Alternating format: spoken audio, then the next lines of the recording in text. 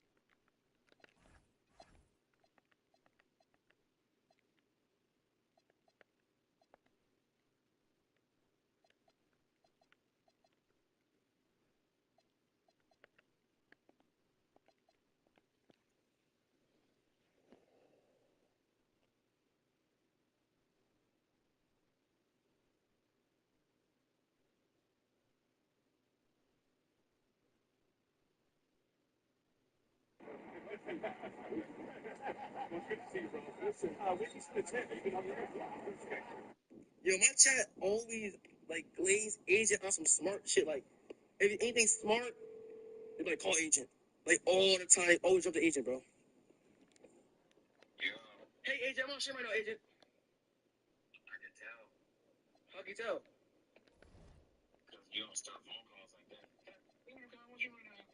Okay, yeah, you're right, you're right. Okay. Yeah, yeah, my chat wanna have me call you because. So, on the question, if I want to get a Lamborghini, right, yours, right? If I want to.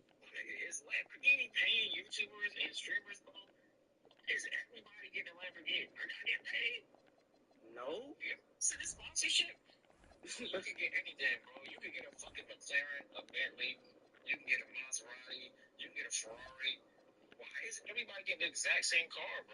Yeah, it's just like the Lambo name, all that. But long story short, right? I want to ask you a question.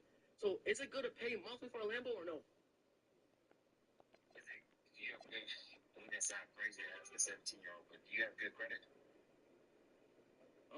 does credit work? Come on.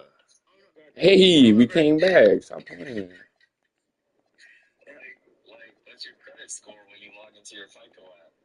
don't got credit, but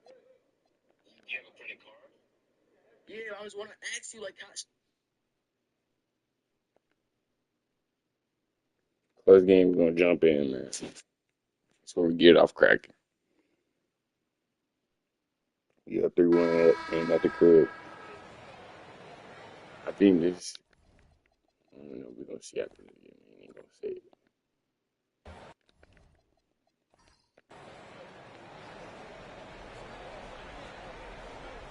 Here's Tucker.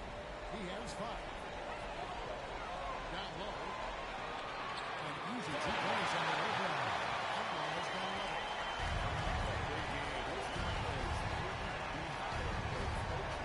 Showing no signs of slowing or cooling down. They're going to ride him as far as he can take him. So for Chicago right now, we've got Michael. They grab it. And so Bryant in the shooting guard position. Now here's Tucker. Here's Pinkney. Brings it from the 3-point line.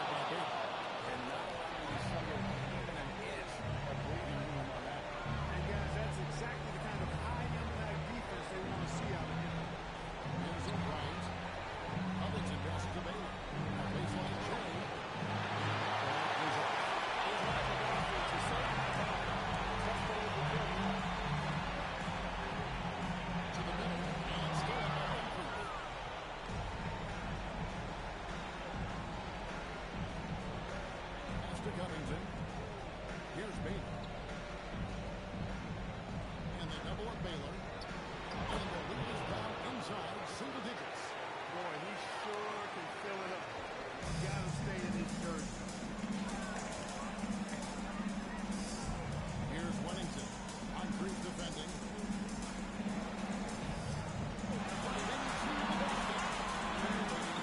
Parker. They get a pick.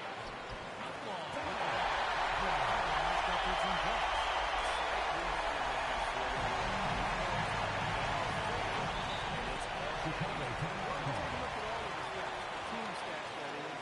That's one of the many areas that they've had the advantage in. As a result, they've got a big lead. Chicago calls timeout.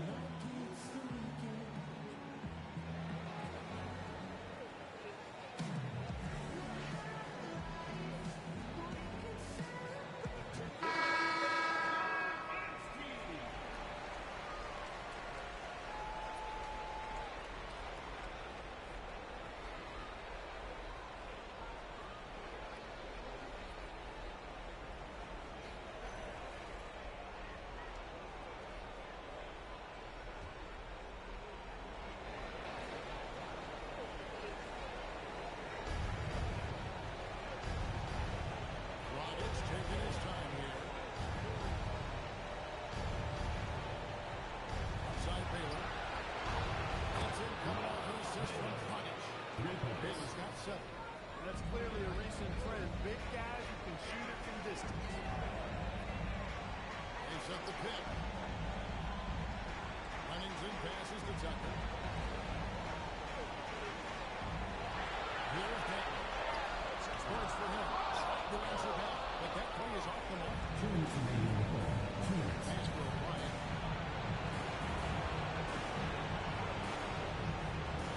To the paint. Here's Tate. And Tate throws it down. He may be a bit undersized at sport, but he makes up for it with his athleticism. And the Rockets making a change here. Atkins checked in. The Bulls making a change here as well. Edwards is checked in. Houston in the lead. 1:44 left to play in the third. Here's Kafka. 3 pointers off the mark. Chicago's got 1 of 6 3-pointers to Thompson's coming out of the locker room at halftime. Tate with the screen for Thompson. Pass to Tate. To the lead. Tucker's got 7 rebounds now in the game. Here's Denton. And he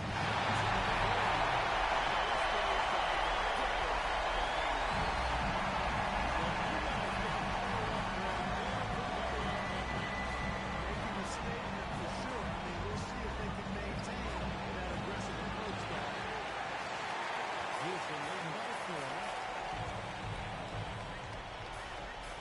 Tucker with the ball. 5 points in the game. Atkins misses. Clock management. This is where they can get a 2-for-1. And Kevin, every opportunity counts. O'Brien. And that was pushes over the first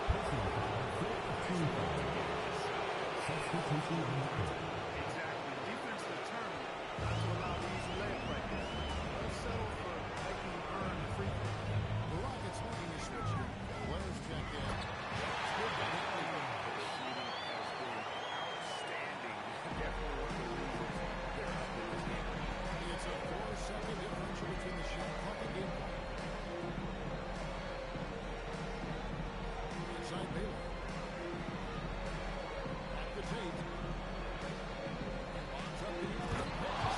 And from the alley-oop jam. And you can see him give a little nod and then just burst to the rim for the alley-oop slam. A pair of teammates, Greg, with a terrific feel for the jam.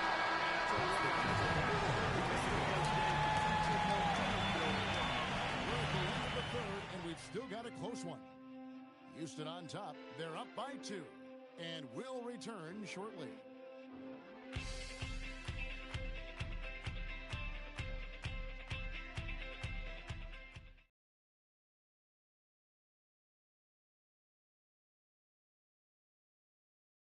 And while we can now, let's take a look at today's State Farm assist of the game. And definitely deserving of the prize tonight. How about the read he made here? Looking like a point guard with the pass right on the money. Terrific versatility coming from the big man.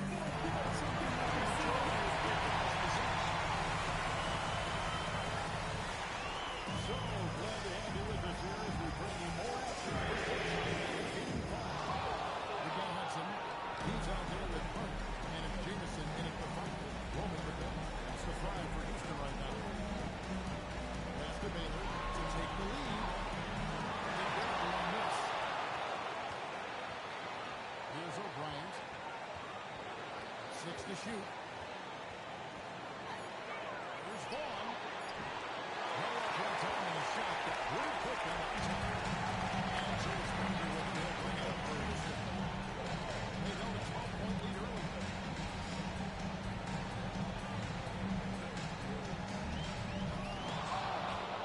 Chicago grabs the miss. And you're just not going to see him do that very often. Usually when he rises up, there's a guarantee it's going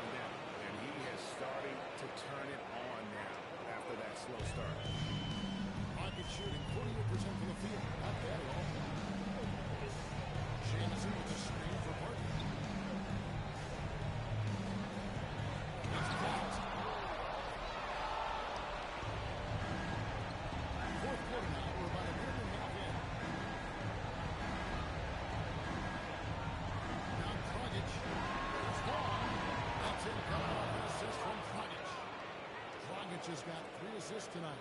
The defenders need to recognize the importance of staying on him as we get into crunch time. Parker outside.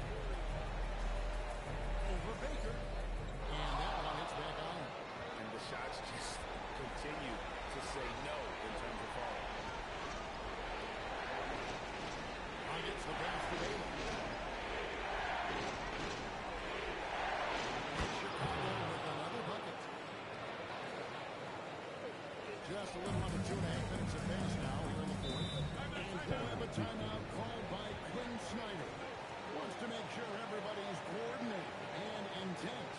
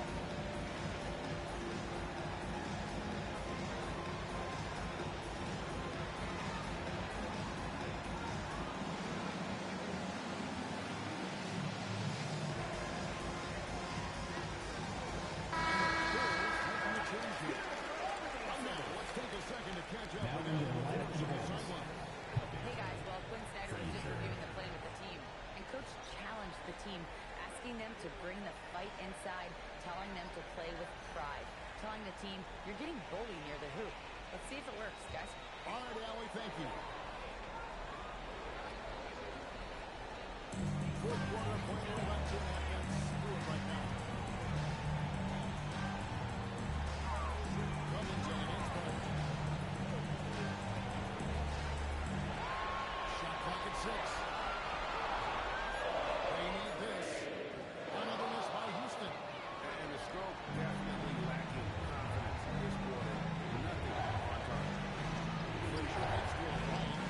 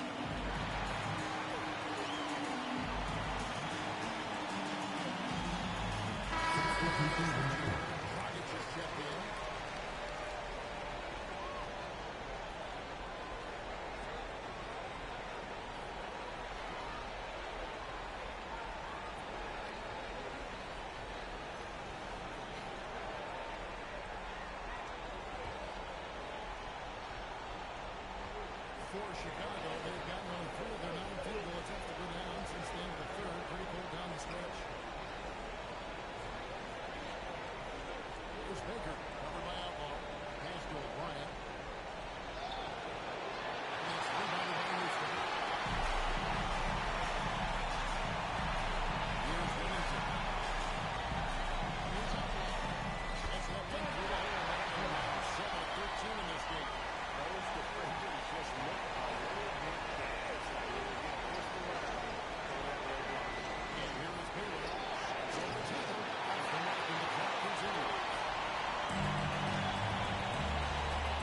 Baylor with the pass to Daniel. Blair. Here again. They set the screen. Caliber with the triple. So now they're trailing here.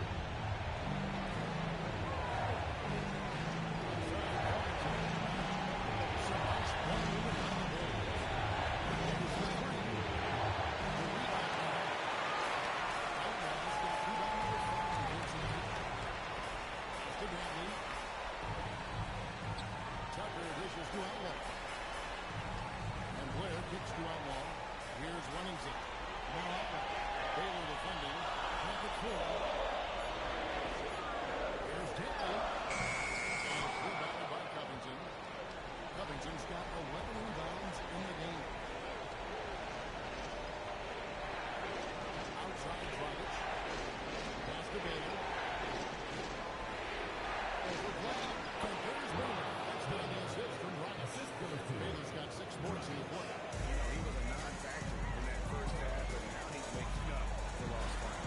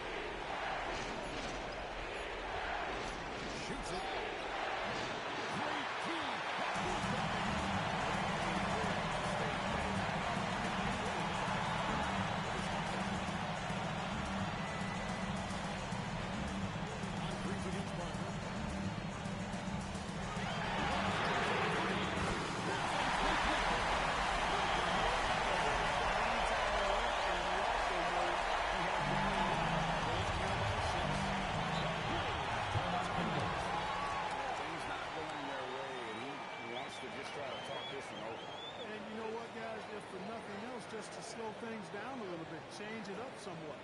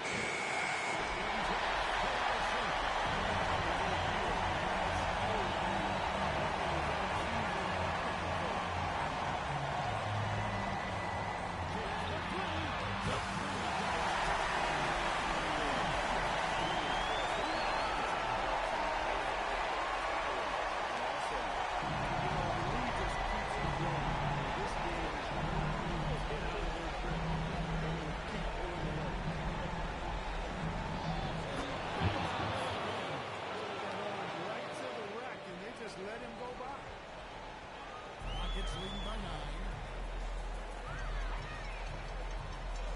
And here is Parker. Here's the screen. Finishes inside. Is good.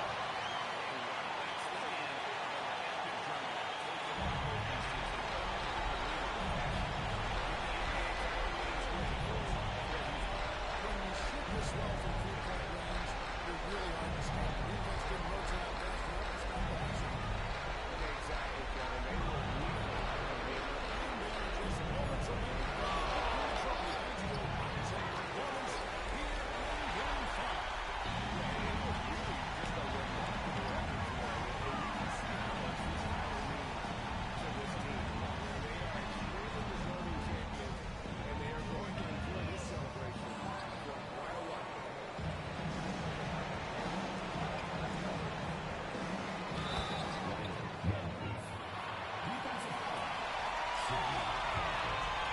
Second personal foul. Second team foul.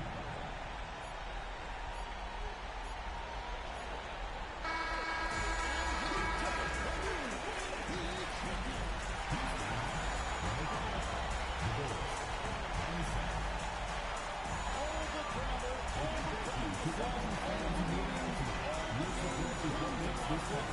the emotion, the exhaustion, culminating into tonight.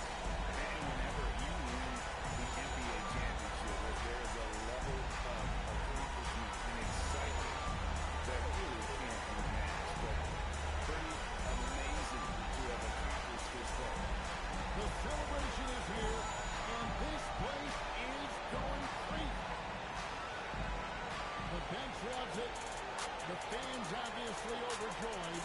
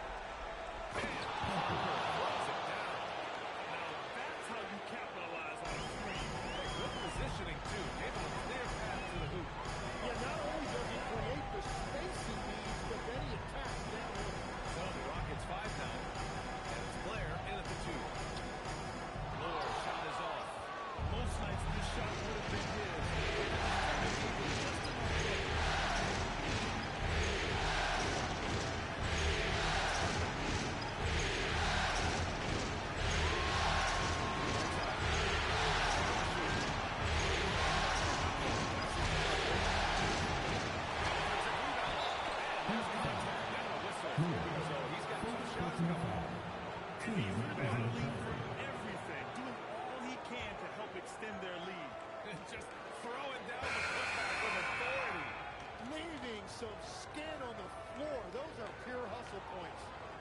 All right, a moment to look at the scoring approach in terms of where the points are coming from here for the Rockets.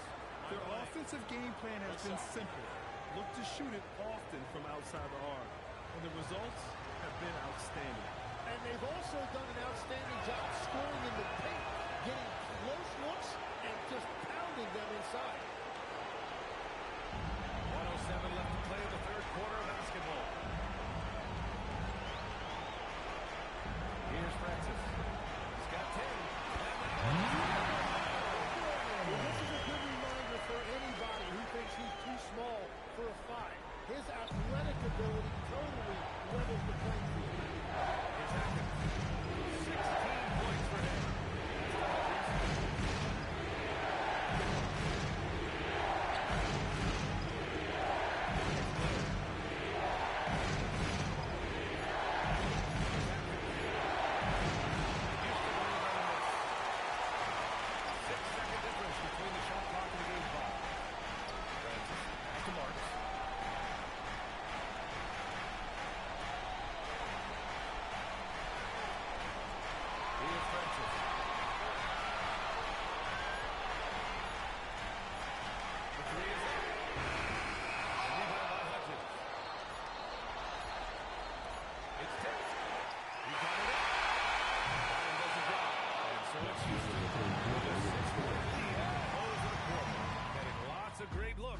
Shooting it well, that's why they're up.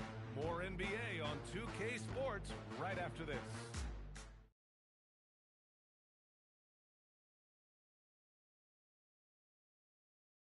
This is it, fans. Welcome to 2K Sports, everybody. This game 6 getting started. Randolph in at the 4. That's the group in the game for the Heat. Outside Payne. There's a screen. Down to 5 on the shot clock. Here's Francis. And the shot falls short that time. And they've committed to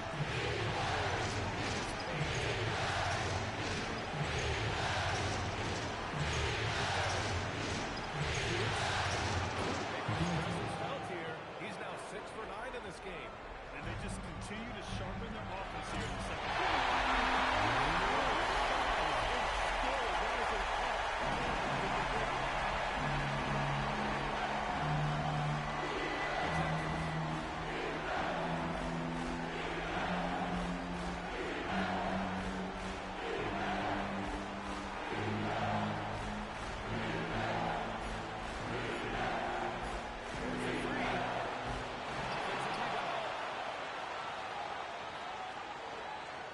Here's Danley. Puts the move on. Great move. And you can't leave the basket unprotected. Bad things will happen to you. Yeah, that was just way too easy. And now this offense feels like they can just do whatever they want. Hudson will rebound. And he's got to mad himself for missing that one, especially considering the defense didn't really happen.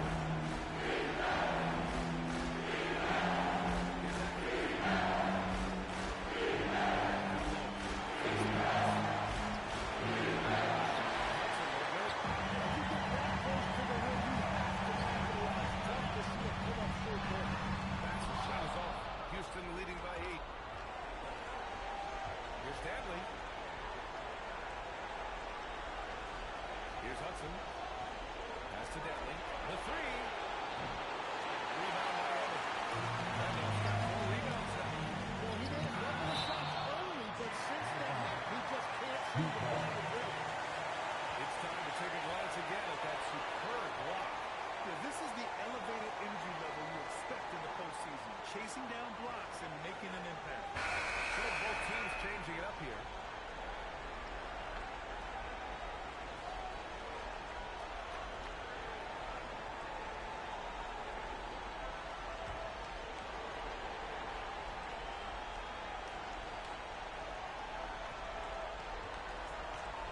Here's Francis.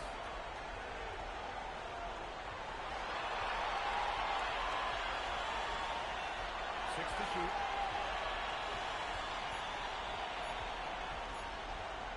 Releases from 15.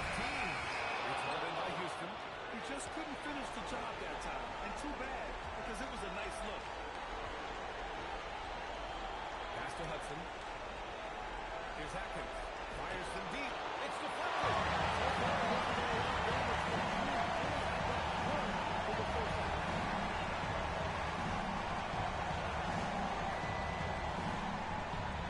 Francis.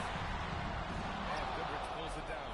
Well, if you take low percentage shots, you are going to have difficulty.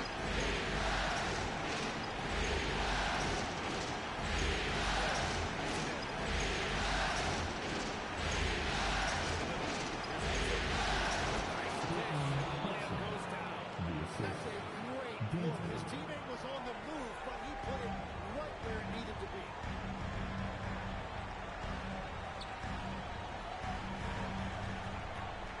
Here's Francis. Outside Payne. There's the lob. Here's Cameron.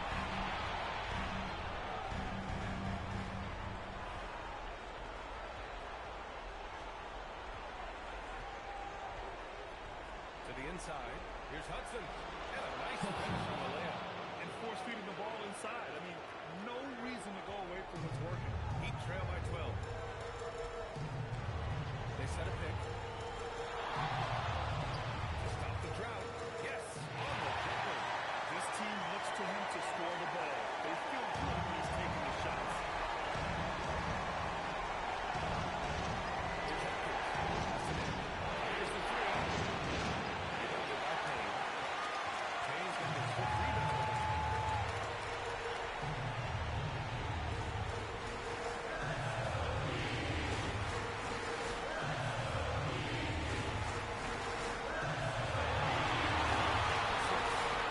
It's held in by Houston. Yeah, he has had a hard time finding rhythm this quarter.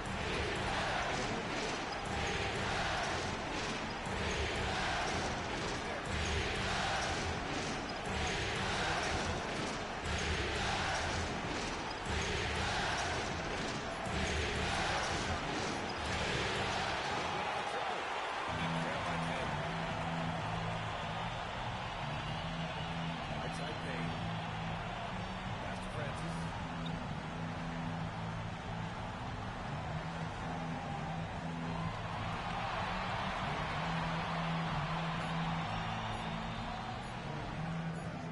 Rebounded by Atkins.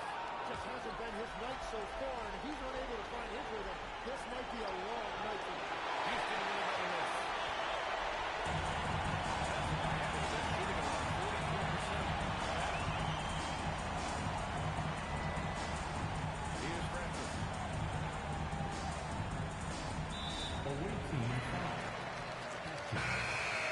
First personal foul. First team foul.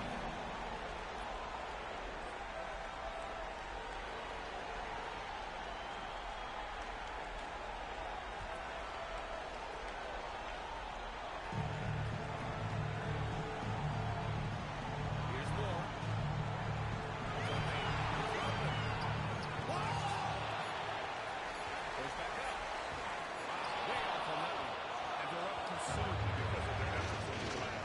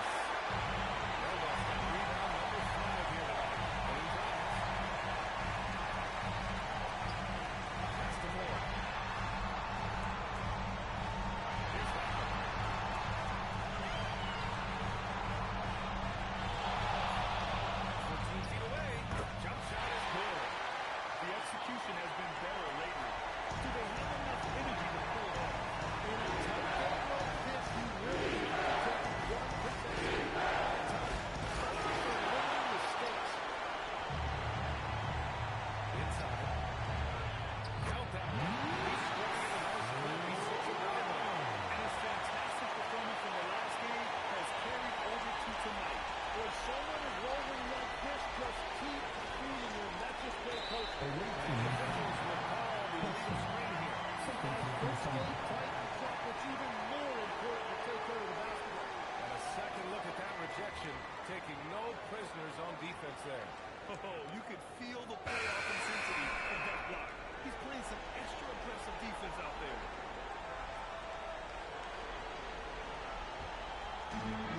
Miami has gone 1 of 2 from deep in this quarter. Here's more.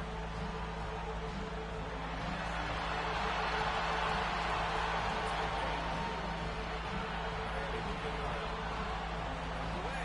And a bit of a battle for the ball. And the official signal that no call here.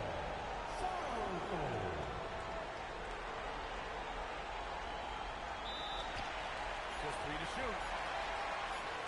I have no clue why he pulled up from there. At this point in the game, it just doesn't make any sense.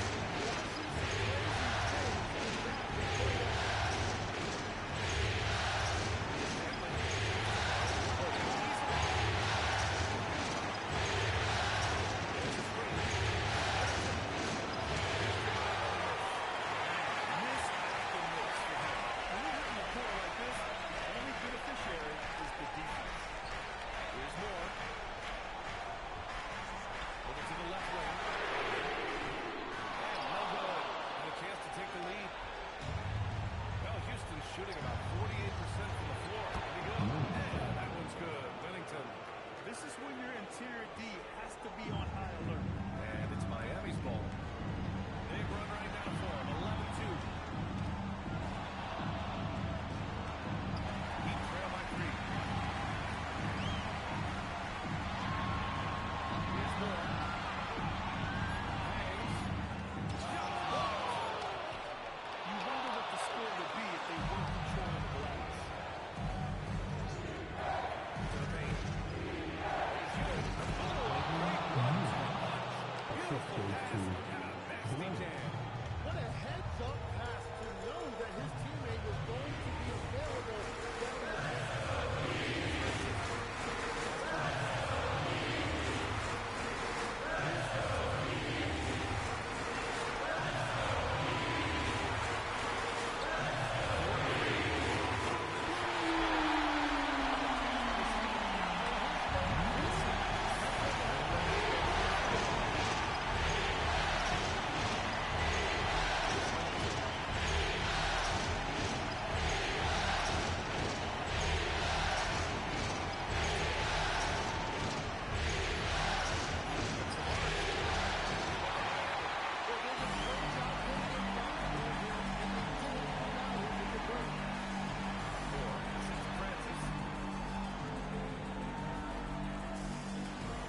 Here's more. Tie it up. Tipped. Here's Whittington. Pass to Denley. Here's the pick. To the middle. Two-hand slam. assisted. Making sure of it with the two-hand slam, B.A. Yeah, I don't blame him with the score this tight. You cannot do it.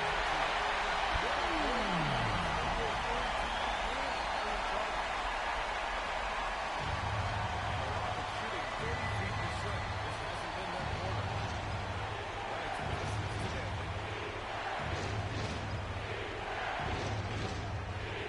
Pass to the middle. Gives Ewing. Plays it. And off the pretty assist. Ewing's gotten 4 this quarter. They have no answer defensively inside. Moore passes to Rodman. And yep, it's good. And just great intensity down the stretch. I mean, he really wants the Rockets to be on the line. And that is great leadership. He certainly has that clutch leader that every team needs.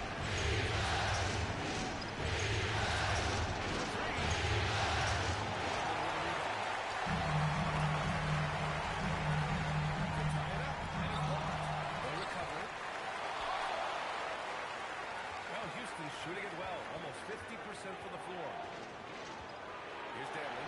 Jacks up a 3. Nails it from 3. Denley's got 22.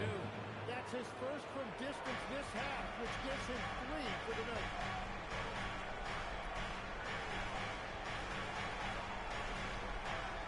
Down low. That one's good. 19 points in the game. He's only 2 of 7 from the field.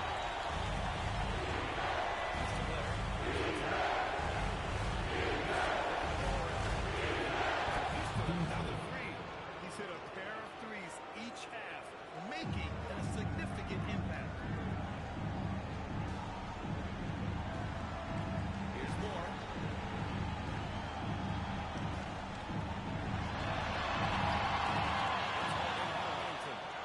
Houston leading by 6.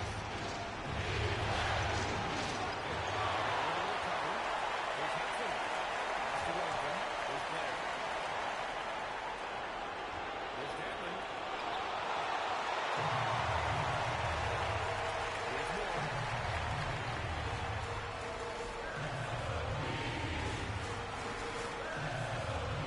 Inside Tate. Here's Spencer. It's hauled in by Whittington. Whittington's got his 6th rebound over there. Oh, and it's over! They are the NBA champions! The end of the game. Thanks, fans, for coming out and rooting They for go your team. on the road We ask that you please and get take home care of safely, business. and we look forward And to seeing now you the again. championship is theirs. To be on the road, to silence the crowd, winning the championship with all of it on the line. What an incredible performance. Hats off to this team. What an incredible moment. You can see it in their faces. Forever known as NBA champions. And you can bet back home the celebration has started. Thanks for being a part of it with us all season long. It's the NBA on 2K Sports.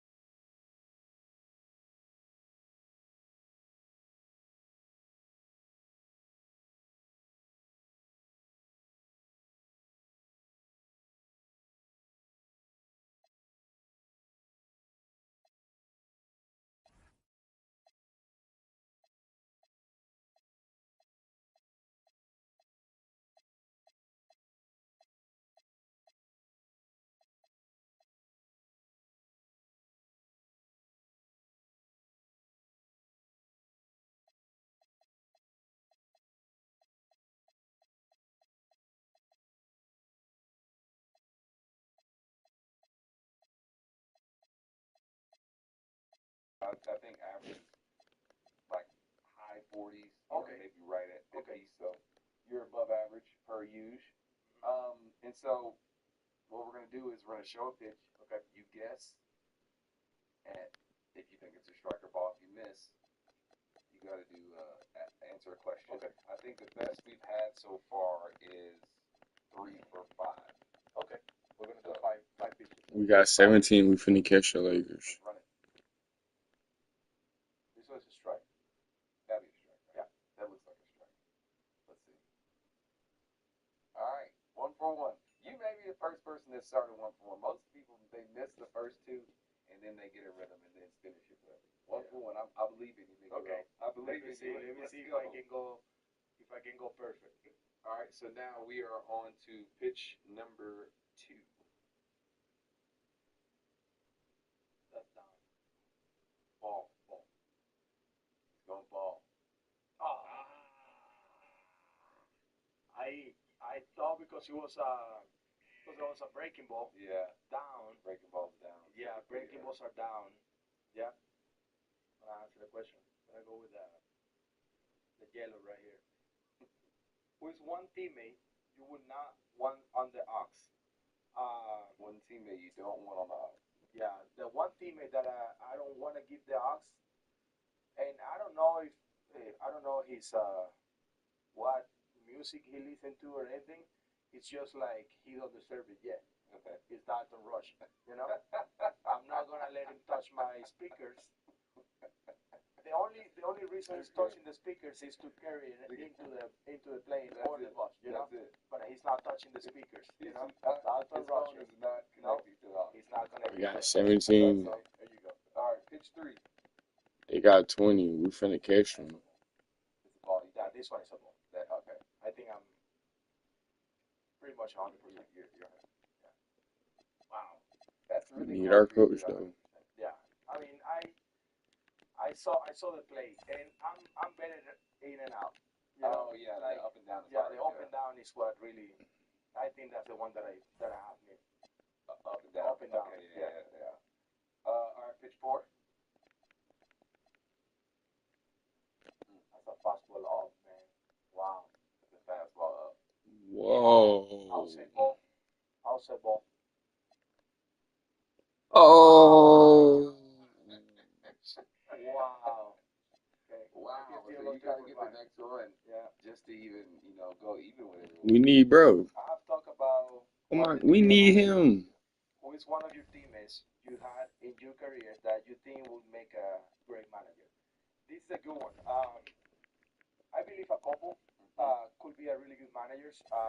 Martin Prado, I played with him in Miami for a long time.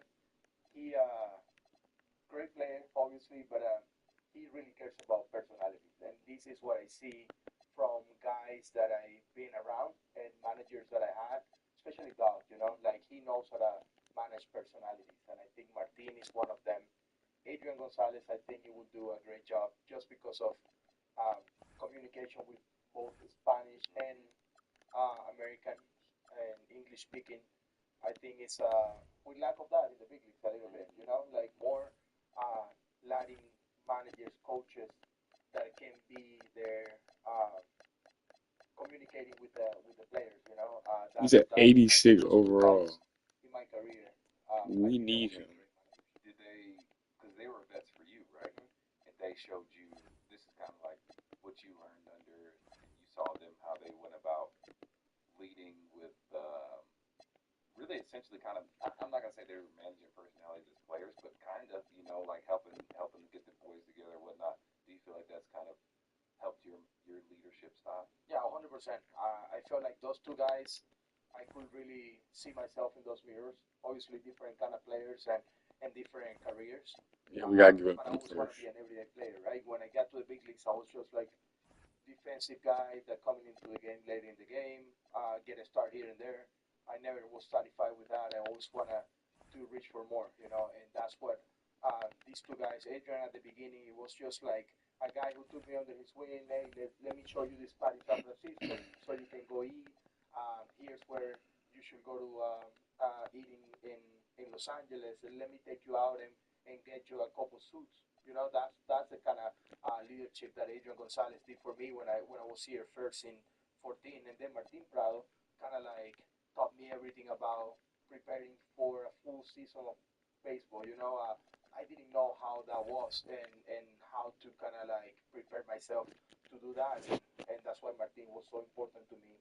Um, Managing personalities in the clubhouse and always saying hi.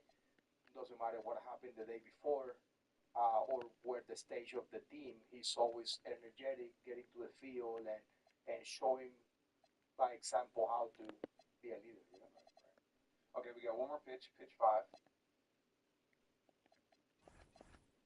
Bowling. That's the ball in. Do you remember that pitch? I don't remember the pitch exactly, but the way the yeah. See, I told you. I'm way more better. I'm way better on and off, in and out, but up and down. It's hard. It's really hard for me. It's hard for everybody. It's hard during the game. I mean, it really the ABS in general. Like we think we know the zone, in which we do, right? But there's a lot of like the little when the ball just nicks it, like it's really hard, Really so, hard. seeing stuff like that stuff. All right, so I want to switch gears a little bit. Do you feel like we're in the dog days of summer right now? Like it just in general, not even just us, just in baseball. Yeah, August always is hard to go through because you kind of see the finish line so close, especially for us that we have been playing deep in October and into November the last couple of years. I think this is a tough month for everybody. Coming out of the All-Star break, you play a lot of games in minimal days. So for me, um, it's more mental than physical at this time of the year. So the teams who are able to survive this month and play good into September are those teams that are really scary to play when you're in the postseason. I see in the last couple of years, guys teams get hot later in the year and when they have a really bad first half, like the Diamondbacks in 23. 23 they went all the way to the World Series because of a hot August September, and then they they were the best team in the league throughout the whole year. But when you get hot at these moments, is when you kind of like really scary to play in the playoffs. So definitely tough times in August for us the last 3 years, Yeah, yeah. regardless.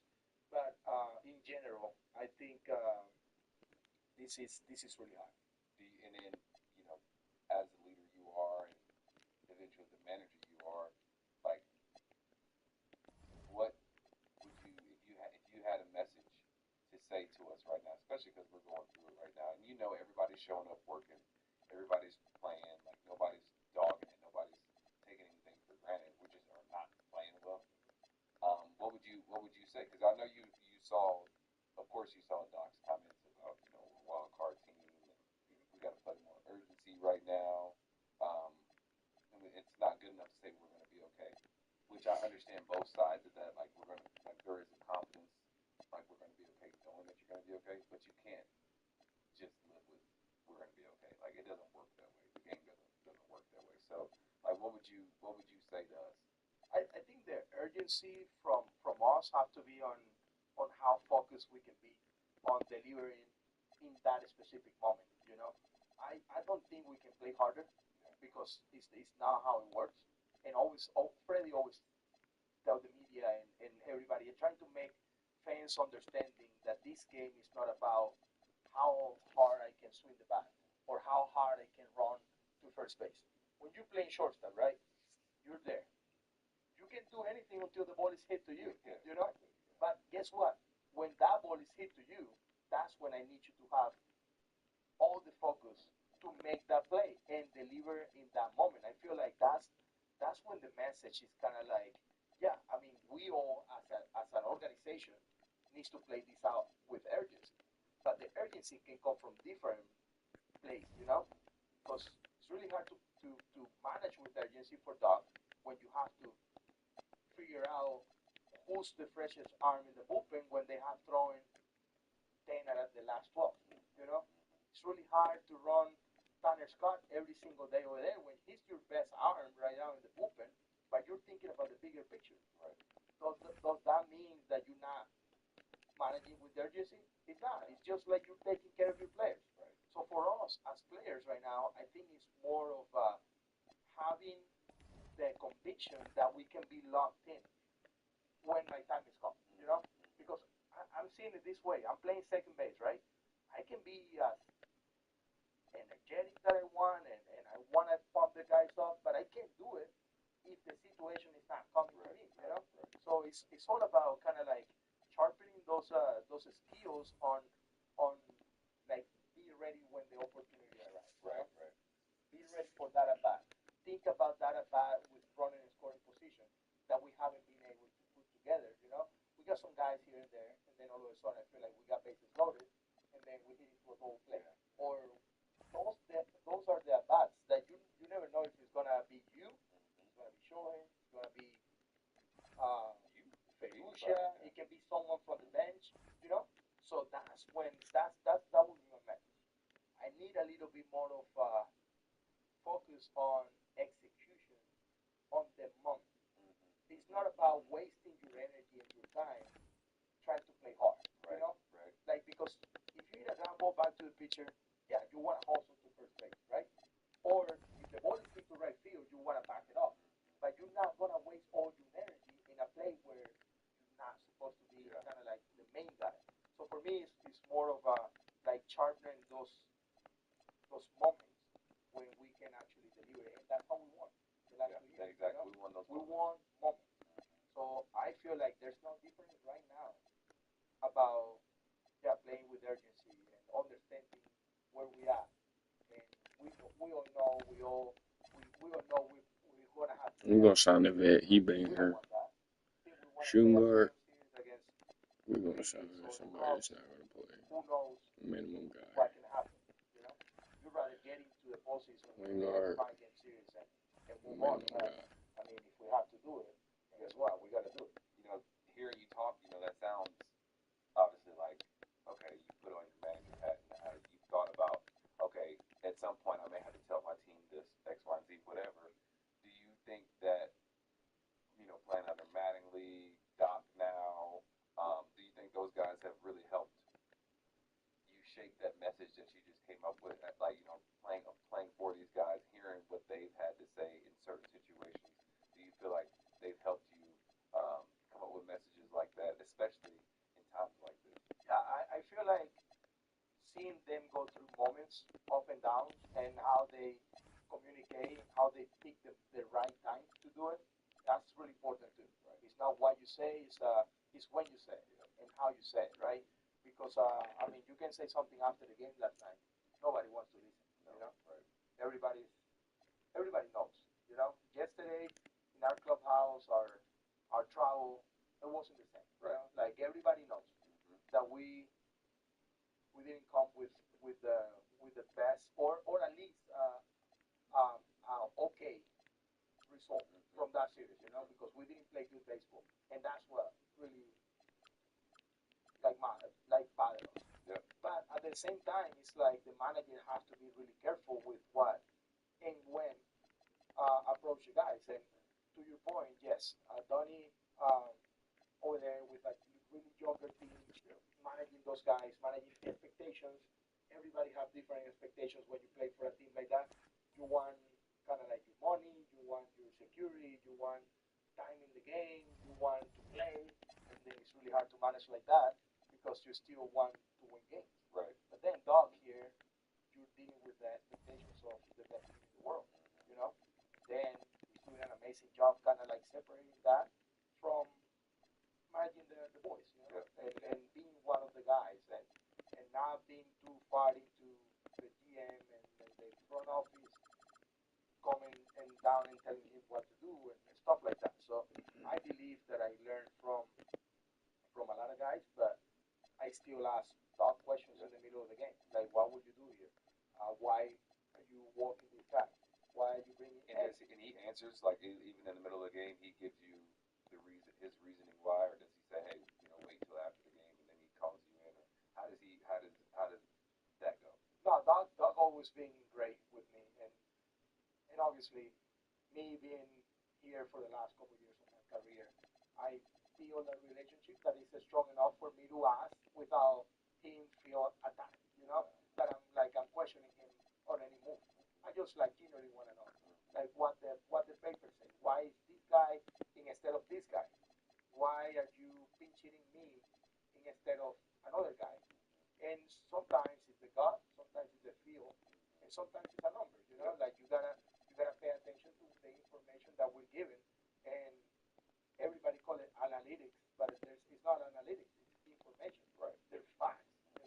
Numbers that And this nigga they're in the 7'3". past because it already happened. Right. You don't know what's gonna happen in the future, but you can use those in your advantage to manage games and move pieces the right way. And I always ask questions that way because, like I said, I feel like I had a really good relationship with Doc, and he's never gonna feel like I'm kind of like questioning his move and all that. I just wanna literally learn how to act in those situations. That's your only way to learn, really. I mean, just to ask those questions. I mean, you can't wait till after, because after, he's probably thought about so many other things. He's probably forgotten, the reason why he did this or the reason why he did that. And I think, to your point, Doc is really awesome when it comes to stuff like that. You can go ask him, and he doesn't feel attacked at all. Like you said, he takes the numbers and he uses it as information and not necessarily as, okay, this is what I'm doing or X, Y, Z. Like he uses it, calculates it, and sometimes that is what he's doing, right? But sometimes he looks at it and says, you know what, I feel something else. And so that's to your point. I do want to Shohei. I think it came out that he was going to be able to pitch in September. That's gonna help. That's gonna help the boys out a lot. I think. I really think he loves pitching. I really think seeing him this year made me understand how much he loves pitching. And so what do you think from that perspective? Yeah, Shohei's a different guy when he's able to put his glove on and go out there and throw. And I really believe it makes him happy. And if he's happy and he's in a good headspace, he's gonna help the team. And that's what we all care about. We all care about the team first. Yeah, he can be wanting to pitch or not to pitch because he want to focus on hitting or whatever. But how that affects the team because of his personality and the way that if he's tired, like how is that gonna affect his offense? And I think that's what I see on Shohei right now is that he's happy because he's able to put that glove again. Like I'm really close to his locker and you are too. You always see him messing with that glove and putting it right here and started like to put a baseball in it and started cleaning his glove. That makes me happy because he's into it. Like he feels like when he can be a two-way player, he's better for baseball. He can be himself. Yeah, He can be himself. exactly. He can be what he wants to be because he looks like he wants to be that guy. So when he just hit, like you kind of like putting some ties on him and kind of like just throw it in the cage, and go hit. And now he's not. He's still happy. Yeah. So that's what I see from my perspective. So if he's happy, the team is going to be better because it's going to be producing. That's what I care about. And not only Shohei coming back, we just traded for Escu. For those who don't know who Escu is, that's Scoop Biggie Rowe on the mic. What were you? You were just saying Scoop, Yeah. but you said Escu, and I think it stuck. So now his name is Escu, and having him, what is he? From my perspective, what he's brought to the locker room, coming over, and that's tough. That's gonna be tough. He spent 6, 7 years over there, and in Detroit, and now he's come over, and it took him a little bit. He was quiet for a little bit, and now he's showing way more personality. He's talking, just hanging out, having fun. He's really become a part of the boys, and he's added a really good element of team to the locker room. So I want to hear from your perspective, like what you've seen him add. Yeah, it's on cool. top of the rotation. Scoop came from my broken English, I think. Because, I remember what I asked him on the bus was how you want us to call you. Because I call him in the mic, and we all know he's back-to-back John Wheeler and all that. He's not gonna be doing the same stories on the bus for the boys and rookies or whatever. But I just wanted to give him the opportunity to feel comfortable and get with the guys. And I don't know how I'm gonna call him when I'm playing second base behind him is Terry or Yeah, you can't say let's go, keep going, Terry. So so he told me that I can call him Scoop. And I said, okay,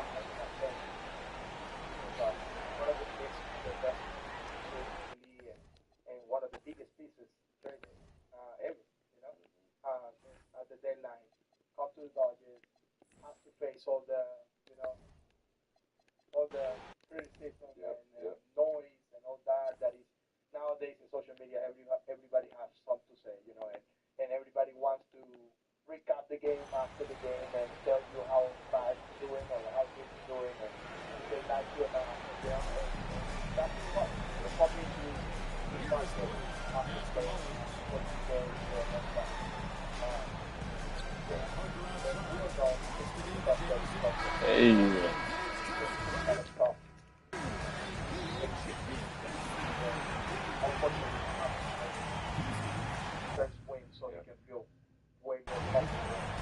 But at the end of the day, it's like what he wants to do. Like, and that's what I really think about starting football, like when I like also when he's not just because that he thinks, so he's always involved, he's always in the dugout. And that's what he is going to do with that attitude. He's going to be all the time. Everything is always together, he's going to leave the drum in the dugout and see like Jacob Drum is always there. Sanchez is always there. Justin Verlander is always there. They're watching and they're not taking a beat off, even though like sometimes they gotta be in the training room doing stuff. But he's been so amazing with that. He's been on the dugout, helping others. I think he's gonna 17 and be 10. helping maybe Roblesky finding out some stuff because Roblesky is one of the pitchers and one of our younger guys that he likes to ask questions, he likes to prepare, and I think that's what Scoop is gonna do for us. More than just going out there every 5 days, and we all know what he's capable of doing there. Um, he's gonna do his thing when he pitch. But what can you do for us the other 5 days? When you're not involved directly. What is your assignment here? Yeah. So he's been huge with that, and I'm looking forward to keep asking and kind of like uh, getting him involved because he's gonna enjoy the run with us in October. Absolutely, absolutely. And I do, obviously, like you said, our lockers are close. And I've seen over the last week or so, especially, since we've been home, that you and Tuck have started playing cards. It's the Venezuelan card Yeah, game, right? Venezuelan game. And, obviously, we know Tuck is kind of going through it. And he came into a tough situation, no matter how you want to slice it, right? He comes in and he's got, Shohei, Freddie, Smitty, Muntz, all these guys that he can kind of not hide, but like, he doesn't have to be the guy. But no matter how you slice it, like you give somebody that type of contract, like there's going to be external pressure, and really internal pressure for himself because he knows he needs to play well. But I've seen that you guys have started playing cards and whatnot. What have you kind of talked to him about to kind of help him through it? Because it's tough. It's tough, but you are the person that can really talk to him and level with him and kind of keep him going. Yeah, I just gotta start saying that I have all my confidence in Tucker, and I can see in him and kind of like deeper, um, because I'm really close to him, like, and I've been taking my time to get to know him, what he likes to do, Yep. um, what he likes to talk about, and even like teaching this little card game Yeah. from Venezuela because he likes playing cards and he really enjoy it. But we don't do that in the locker room that much. We play cards on the plane or whatever. I've been kind of like investing some time on trying to help him feel better, about not just about himself but about his teammates and the people that he's around. Because I am a true believer that when you feel good, you play good, Right. right? And when you're kind of like going out there every day, knowing that the guys have your back, it's a good feeling. It's a good feeling when you go to the field and you say, you know what? I look to my left, to my right, and I see guys who are gonna support me, even if things are not going great. So for me, yeah, performance is one thing, but I really want him to believe that the opinion that matters is the ones that you have in your left and your right when you have to get back into the locker room. And it's not like from the million of people that are kind of saying stuff outside of baseball, and around baseball. And it's really hard to stay away from it because first thing you pick up in the morning is your phone, Yep. and then it's all over.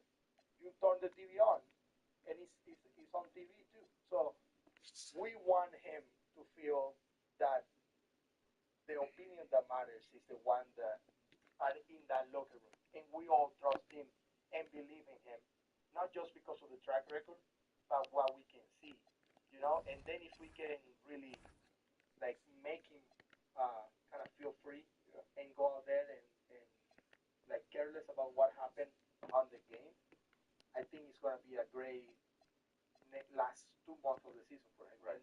That's what I'm looking for. Yeah. To be honest with you, like the car play and all that, and kind of like getting a relationship with the guys is just to make them play better. Right. Yeah. And I do. I know. You nicknamed him Drunk Tough. Where did that? Where did that kind of come from? Why did you do that? Well, he's a goal glory in right field, and he don't miss many balls. You know, he catch them all. But it's kind of like weird when the ball goes up in the air. It's a little bit different than all We three-peated. outfielders. I mean, when you play right field, you go and run to the ball, and at the last second you put your glove up and catch it, right? No, but Tough, every time the ball is up in the air, he's putting his glove up like that, and he looks like he's drunk, trying to catch his ball, and he always catch it. You know, always catches it, but he it give looks you weird. like a little bit of anxiety because you think he's like drunk, and yeah, I mean, we use AI. I think it was Robleski sent me that picture. We were in Pittsburgh, and he sent a picture in the group that the dog is having like a beer right next to him, and he's catching the ball with his face, no hat on. That's hilarious, dude. Man, That is hilarious. these days with AI, man, Yeah, you can do all the anything. videos that they're putting on, it's crazy. It's crazy. All the videos that they're putting up in our locker room. Yeah. So I want to switch gears a little bit and talk more about you. Obviously, we know you're the World Series hero from last year, and I want to talk a little bit about that bat. Do you remember? Do you remember it all, or was it kind of like a blur? No, I do remember. Okay. Kind of like coming into the dugout. You know, like especially when it's a right-handed pitching, Right. they always pitch it for me. Yep. I don't know if they felt like I was the option. You know, like I played Game 6 and we won. Yep. Played the whole game, and then I was in Game 7. I had a couple good at bats against Scherzer earlier, and then obviously I'm getting ready to hit, but I'm kind of like I'm expecting the bat on the bat that I mean Baez might get that at bat or Alex Cole or um, any of those two guys could get that at bat, Yep. you know, to get on base for sure because Alex is a big OBP guy and Baez can obviously hit a homer at any time. And then when I didn't see Danny around me, our bench coach, I just went and proceeded to put my helmet on and start thinking about, okay, what I want to do against this guy.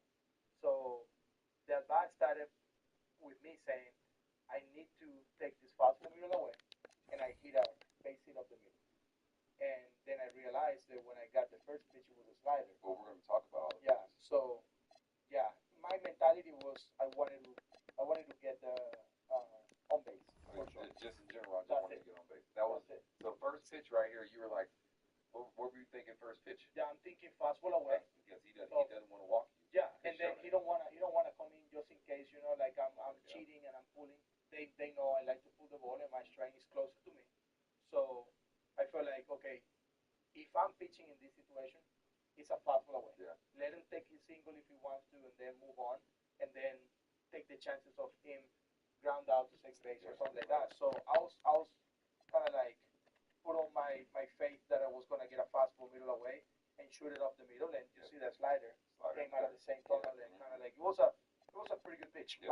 Buster pitch right there. So can't do anything about, but I got a lot of information from that pitch. Yep. So I'm glad that I swung because if I take yeah. that and now I don't know. Yeah, You know? because you yeah. But I know exactly. I kind of swung through that. I'm happy that I swung through it instead of just touch it. And then after that, I say, okay, now I know where the slider is. Yep. Now I can actually set it like, you know, like he threw a bad one. That's a really bad one. Yep. A ball out of That's the pitch hand. too. So now you know slider. At this point, you're probably thinking like, okay, he's got to throw a fastball at some point, right? So go for pitch 3. I mean, Yeah, pitch 3. I'm thinking a little bit like in between speeds there. yeah, You know, because I'm not sure if he just wanna throw like a slider. throw me all sliders in that at bat, and then I threw another non-competitive pitch. That helped me too. That You know, helped, yeah. like when a guy throw you a non-competitive pitch, your confidence get back up. You know, because it's not really like painting or locating this fastball. So this fastball right here gave me the confidence. Oh, I see 97. So I saw 97 and it didn't feel overwhelming, you know? Like I didn't feel overmatched anymore. I said, okay, I can let the ball travel. And that's what happened these next two pitches. Yep. So I'm thinking fastball, but I'm thinking like let it travel, foul ball. Yep. That's the pitch. So That's the pitch that I'm looking for in the first at bat. Okay, so that. Were you late? Were you early? Did you just miss it? What you know? Because if that's the pitch you're looking for and you foul it off, was there a reason why you fouled it off? Yeah, the reason why I fouled this off is because I'm trying to play the fastball back. Okay. Because I don't want to change the slider again, right? So I'm playing the fastball back, so my timing was for fastball, but I want to hit it back here. Yep. So that's So why you it can kind of stay beat on me the a little bit, and I think that's the reason why I hit the slider for a home, because I'm hitting this fastball back here. Yep. Because if I'm thinking, okay, let's catch this fastball out front, or move it forward, up the middle or left center, I'm probably gonna be compromised with the slider, right? So that's exactly what happened there. So I say, you know what, you're not gonna beat me with fastballs. As soon as this pitch is pretty much middle, but I'm okay doing that. I'm protecting against everything, you know. So that's what I'm thinking there. So 2 strikes, I'm thinking you're not gonna beat me with the fastball. I'm just gonna be able to like hit it back here. And once you have that thought, like, okay, you're not gonna beat me with the fastball. There's like this confidence that you have in the box. It's like I can foul off your best pitch. Now anything else, I'm gonna be on time for, right? That's what I would think. That's why this slider, this next pitch, that slider open in here. From the side, it didn't look as high as it does from the front. From the side, we were like, oh my gosh, you know. But now, obviously, ball, you took it and you were very confident in the take, obviously. Yeah, I was because I felt it close to me, right? So the ball the slider didn't do what it's supposed to do there. So kind of like stay up and hung a little bit, but I think it was gonna be really hard for me to swing at that pitch. Even if he catch that corner, can't do anything about it. You know, like there's no way for me to pull the trigger on a pitch like opening like that. So I mean, I'm glad that Jordan Baker behind the plate made a good call there, because he could easily call that a strike, especially with that guy behind the plate. Kurt is really good at framing. So yeah, I mean, I felt it like close to me and kind of off. That's why I didn't swing. And then 3-2 count. 3-2, the pitch. Homer. And so when you hit it and you saw, like, I mean, when you hit it, you pretty much knew that's a homer, right? Yeah. What was going through your mind? Yeah, I mean, as soon as I got the pitch, I felt like I put a good swing on it. I see the ball flying, and I'm kind of like running to first base, and I see all of this after. But what going through my mind is, okay, we just tied the most important game of our We or lives. you? Because I mean, obviously we did, but like I'm talking about for you, like. Yeah, I mean, I'm thinking team first every time. So, but what is going through my mind is kind of like the support of my family and my wife being there, my kids being somewhere in that stadium with 40,000 people jumping around. You know, like I'm thinking about Aaron, I'm thinking about Amber, I'm thinking about my wife. She just told me like 2 or 3 days before that wait for your moment. Something really special is gonna happen to you. Just don't give up. You know, just keep going out there and work. You're gonna hit a home run. You're gonna do something big for the team. And you can see it right now because you're not really in there. But I just want you to keep going, and that's what I'm going through. But then I kind of came back to earth and said, you know what? We haven't win. Right? So it's a tie game. I need to lock it in because we're gonna have to play defense after this inning. So, and then when I'm like everybody's excited, obviously we tied the game with 1 hour left in the World Series, and going to the dugout, and I'm seeing Blake there. Blake Snell is pitching, right? And he's like straight face, ready to go next inning because he knows he has to throw a zero. Yeah. If not, nothing of this matters. So it was special, and obviously I got a lot of things going through my head. Then I went to put my helmet down, and Shohei came to me and said, "Don't think about retiring. I want you to play with me." And I mean, a lot of things happened went to put my helmet down, and Shohei came to me and said, "Don't think about retiring. You, I want you to play with me." And I mean, a lot of things happen in that moment that makes me feel that it kind of like is what I always wanted. Yeah. I mean, that's what you dream about. You know, you dream about in the backyard. That's what that's kind of what we're doing when we're young. You know, you got to do it. You're right. In real life in the big leagues. You know, from my perspective, when you got down to 3-2, I was like, walk him. Yeah. I hope he throws a slider in the dirt. Walk him. The last thing I was thinking, and this is obviously, I'm not taking a shot at you, but the last thing I was thinking was like, you're about to hit a home run because like that's not like a big part of your game, and you hadn't really played. So like the chances of you hitting a homer are like slim. So I'm like, just walk him, get on base for Shohei, right? And so then you hit it. I'm like, oh my gosh. Oh.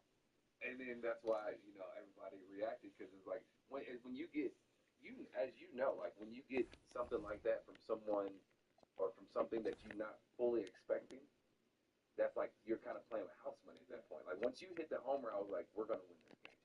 Yeah. We're gonna win this game. And so then, but anyways, now refocusing, going back out on defense, right? We get into a little situation, obviously, and then I know you kind of spoke before, like you don't even like watching the play. So why don't you like watching it? Because the ball could have been like easily going away from me. Yeah. Because it was a tough half. Um, Actually, looking, I said that I took the bad route, Yeah. and the bad like I didn't read it the right way. But looking at what happened yesterday, so we had a play yesterday. Tommy missed it. Yeah. He went to it, Yeah. and he was in between, Yep. and he missed it, right? Yeah. So I felt like that could have happened to me. Mhm. So running it back in my mind, because I'm always like running plays in my mind, like one pitches back at the play, running the play back in my mind, a lot of things could have happened. Yeah. For us to lose the game, and for Especially that turf. Because people don't know. Yeah. That turf. You remember when we first got to Toronto, and we did infield in ground balls.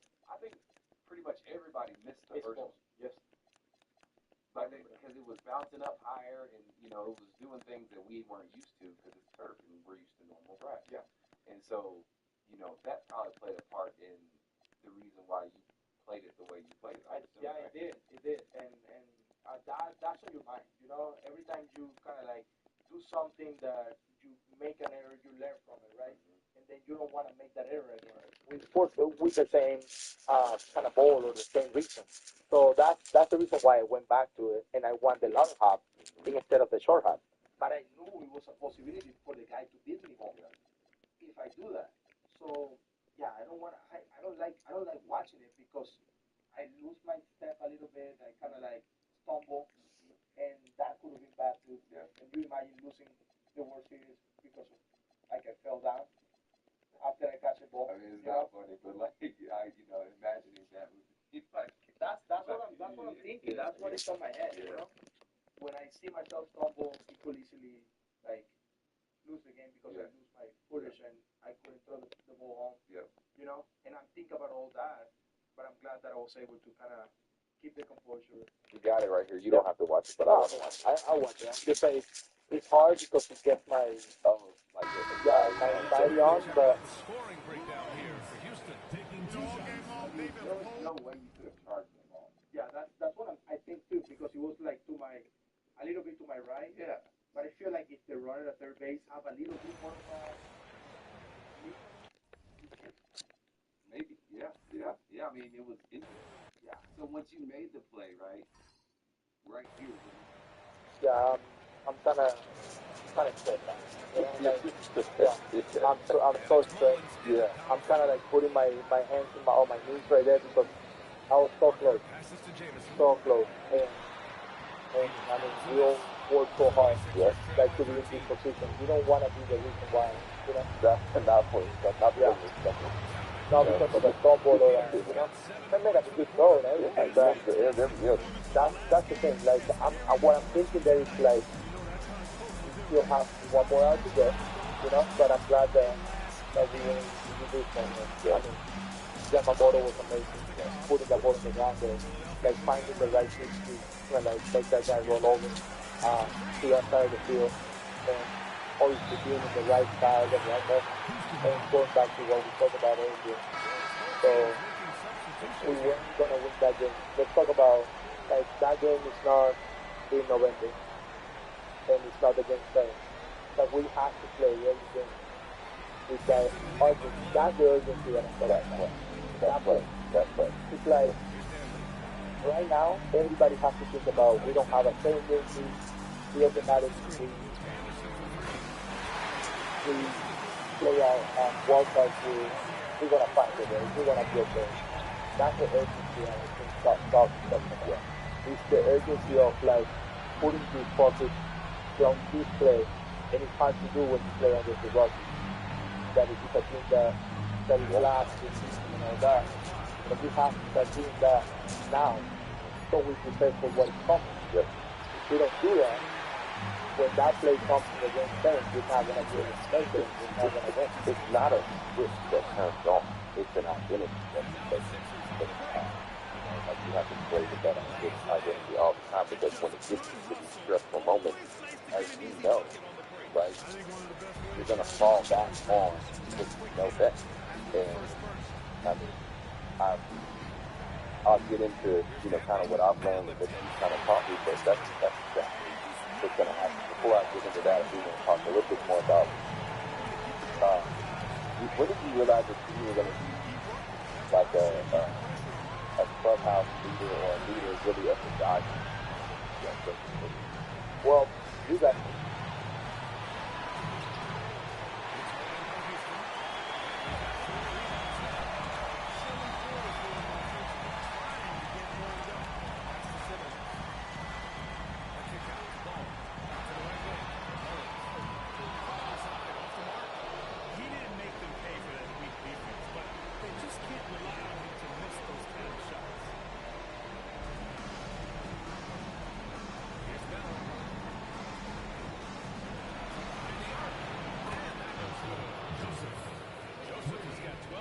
In just the second half. The offense is flowing through him right now. He just keeps coming.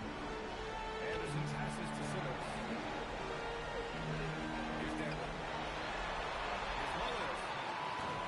He can't answer back. The three-pointer offline. It's been an ugly quarter for him. Trying to shoot his way out of it. Might be time to work on the playmaking skills. They set the pick from the arc. It's held in by Houston. Led by 16. Rough quarter for him. They may have to start looking at somebody else to get the ball to. He hasn't been able to find his touch this quarter. To me, it appears he's starting to lose his composure a little bit. We'll see if he can improve and get back into a better rhythm. Here's Bell. He gets it to fall, and that makes it just a single-digit deficit. Bell's got 4 points this quarter. Sometimes it's simple. Put the ball in the hands of your scorers and let them do what they do best. And the shot is good. Great use of the screen. That's how you practice it and draw it up. 76ers trail by 11. Pass to Batson. Here's Bell. Lets it go from deep. The rebound by Simmons. Like gave me an opportunity, to be honest. Like you, Monk, Trey, third, TJ when I came back here, helped me a lot.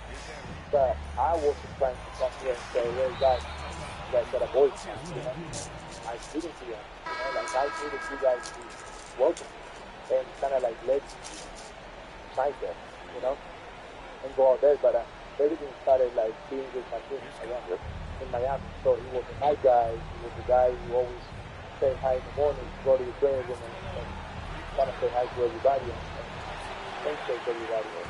So that's when I started like thinking, I want to be someone like that, That's what I wanted to be, Because I knew that I'm not going to every day anymore. But there's a place that you help. And for me helping once ready, right? Culminating in a championship. This will go down as one of the great sports moments in the history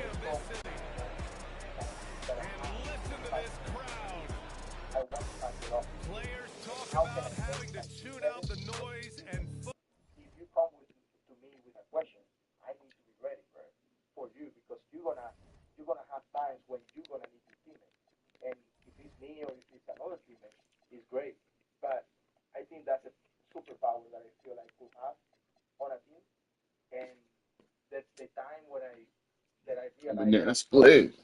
this guy is when you guys let me be and let me talk. Yeah. And like if I'm here and you guys are kind of like looking at me and saying, what is this guy trying to do? It was gonna be really hard. Right. So it happened because of the personalities that we have in the club. Right. What do you think the most rewarding part is? Like, being a leader on our team is. Yeah, the most rewarding part is like Gang, gang, gang, gang, gang. because I mean there's a That's lot all of we've been times like. But in the shit. last couple of years that I felt that I didn't belong because of my performance. They be hating though. It's all good though. Kind of being the guy or the person that I am, I sometimes when I didn't perform as I was expected. So I feel like that's the rewarding part about being a leader in a clubhouse and being a voice and being one of the guys that people look into when they need something. Is that bought me some time on this team and have the privilege of playing in Game 7 of the World Series. That's the most rewarding thing. And I would say, going back to kind of like what you were talking, how you speak to Tuck is because you do that and you have this relationship with us, and obviously our leader, and Tuck may not necessarily want to leave, but I think because you talk and you are a presence, I think you feel even whenever you may not be playing well, you feel like we're all riding with you no matter what. And then going into Game 6 and Game 7, there's no way you didn't feel that we wanted you there, And I think because you felt we wanted you there, that helped you in these moments. And so maybe that's something that Tuck may see is like, the more he kind of integrates, and he's doing it, right? He's doing it. It's taking a little time, but he's doing it. And the more he integrates and the closer he gets with us, I think the more he'll feel like it doesn't matter. We really don't care. We just want you there with us, and we want you in the grinder with us. Whether you do good or not is not the point. You know what I'm saying? Like, we're gonna give you. There's gonna be a moment, and we're gonna be cheering you on, and whether you hit a home run there or not, we're gonna love you no matter what, right? But I think that helped you. Yeah, it helped me a lot, and that's why I said the reason why I'm in the position that I'm right because you guys are a bunch of wealthy, great players, superstars, all stars, MVPs, but you guys are so humble when it comes to receiving teammates, and you guys are not gonna be kind of like thinking that I'm better than everybody else just because I got all these accolades in my career. When it comes to that every day, the day-to-day stuff, you guys are suffering as much as anybody, Right. and it's crazy how how can I see a guy like Freddie with almost 3,000 hits, all these, all these things behind his baseball card, and he's really suffering every single day because of performance, and the up and downs of the season. Same thing with you, Move. Same thing with Joey. And it's not easy, and everybody thinks and expects that you guys are superheroes, but you guys are not, and you guys need that support. Same thing with Tom. Tom right now, I just like really want him to feel that regardless of what happens, we want him out there. And I think we had this conversation before when you didn't know if you was gonna be a shortstop in the playoffs. Right. I thought you felt like you could do it in the regular season, but you thought the playoff was going to be a different animal, Right. And I remember saying, regardless you want it or not, you're going to be there, and you're going to be the one playing shortstop. I remember that. I can't save you from that, you know. I might be able to play shortstop, but you're going to be the one, and we all want you in there. So stop thinking about that. Oh, this might be a better option. Yeah. Yeah. You are the option. Yeah. Same thing with Thomas.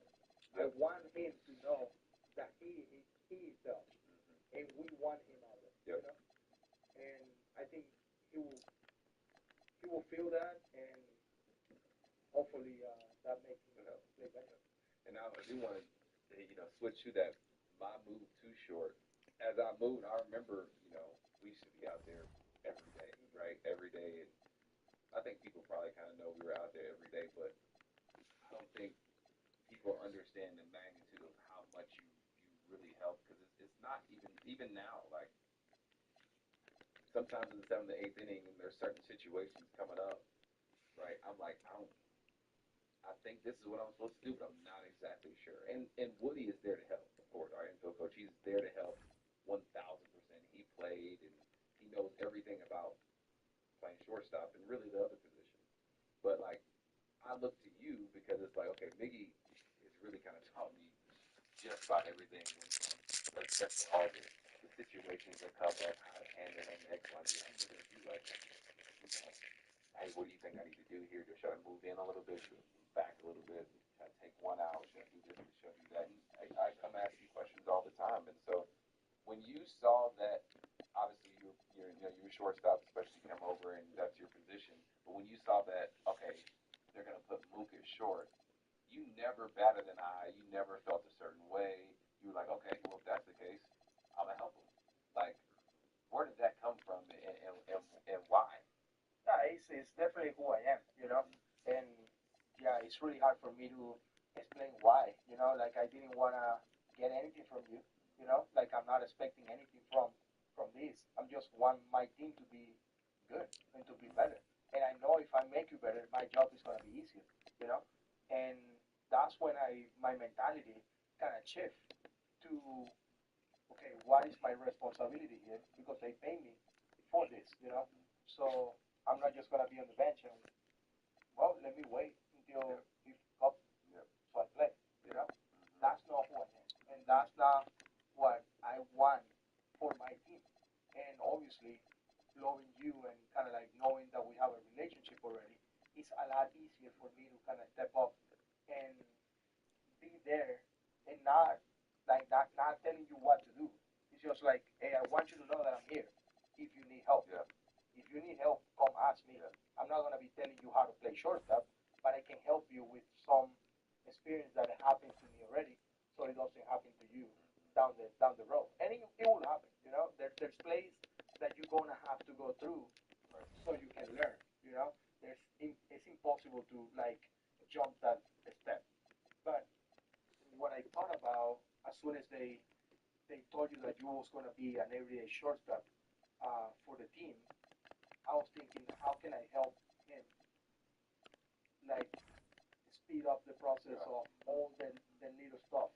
And I'm so proud of you because you found your way to play short with your tools and your abilities. A lot of people were throwing stuff at you and from so many places, but you were able to be smart enough to say, this is what I need from the mechanical standpoint.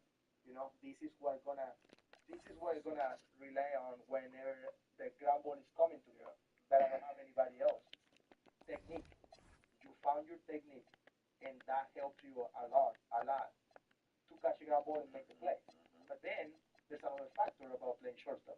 It's those little plays, like staying on the back on the ball that is on that side. It's like taking charge in the infield. Like now you're a quarterback in the infield. Now you have to go and see the arm of your second baseman. Tommy might not have the same arm as you. Is telling him in the middle of the game, hey Tommy, if he hit the ball in the right field gap, I got you. So I'm gonna go first. Those are the things that I was gonna trying to be on top of it, so you can actually be a complete shortstop. And I think now you again leading the league in defensive run safe. And I'm so proud of you because of the way that you've done it. You never step away from it, and now you can say that you are an elite shortstop and you was an elite right fielder, and you can play anywhere in the infield as an elite defender.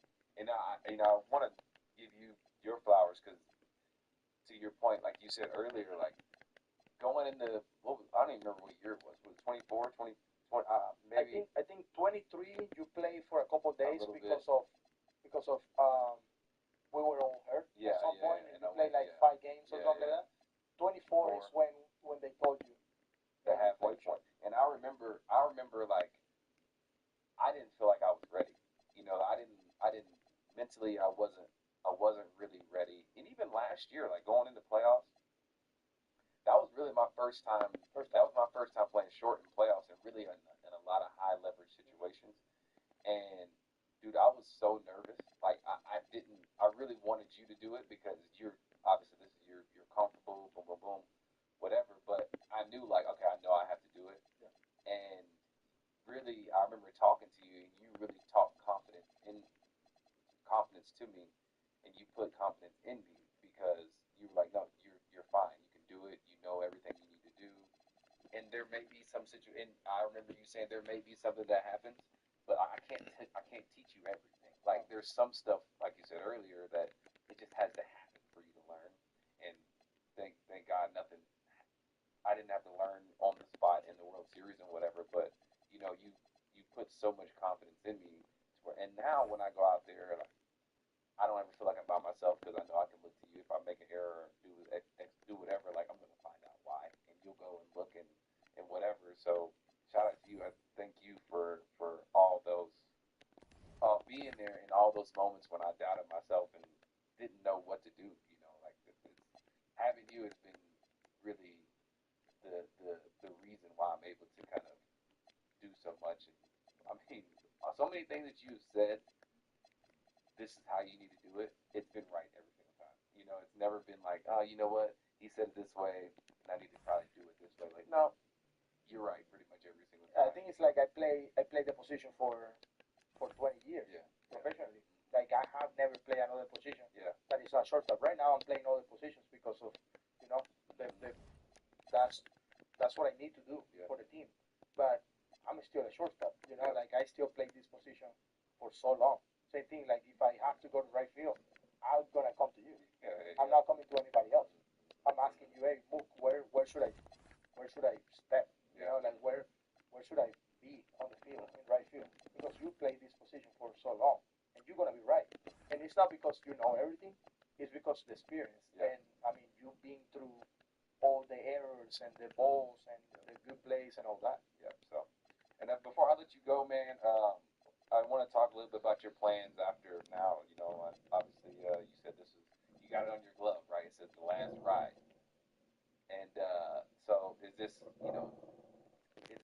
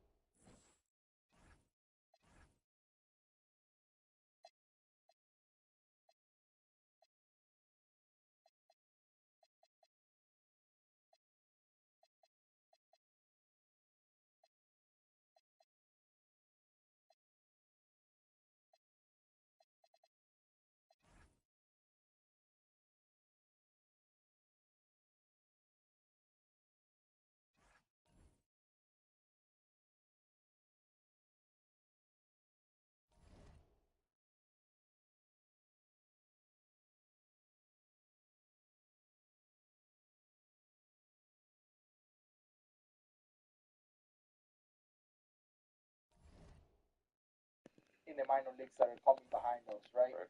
I want them to be ready for this too, because if you're not gonna play shortstop forever, unfortunately, and that's a that's a fact. Right. We need more players like from our farm system that is they're ready to play shortstop. So that's kind of like where I'm at, my mentality, and obviously I want to continue to help the organization get where they want to go.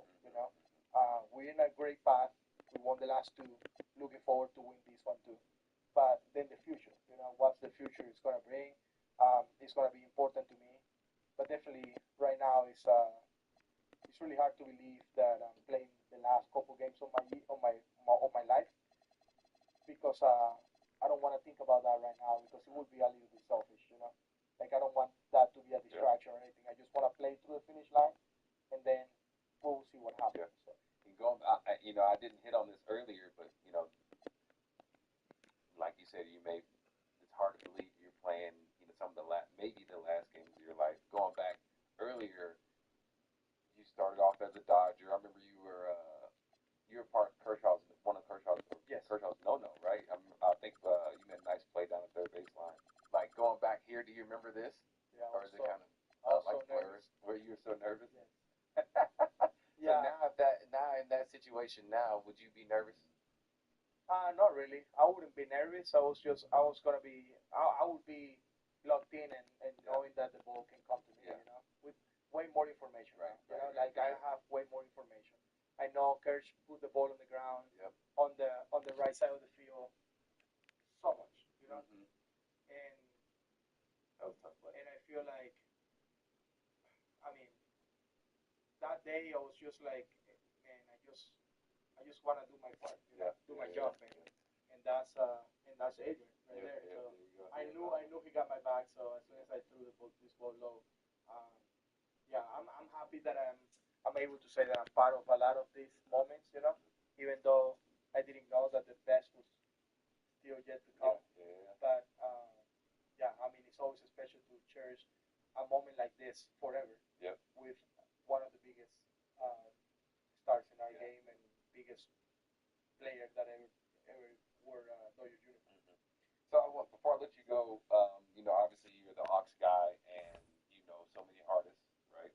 I'm gonna name a player, a teammate, and then I want you to give me an artist that you would compare them to. Okay. All right. Freddie Freeman.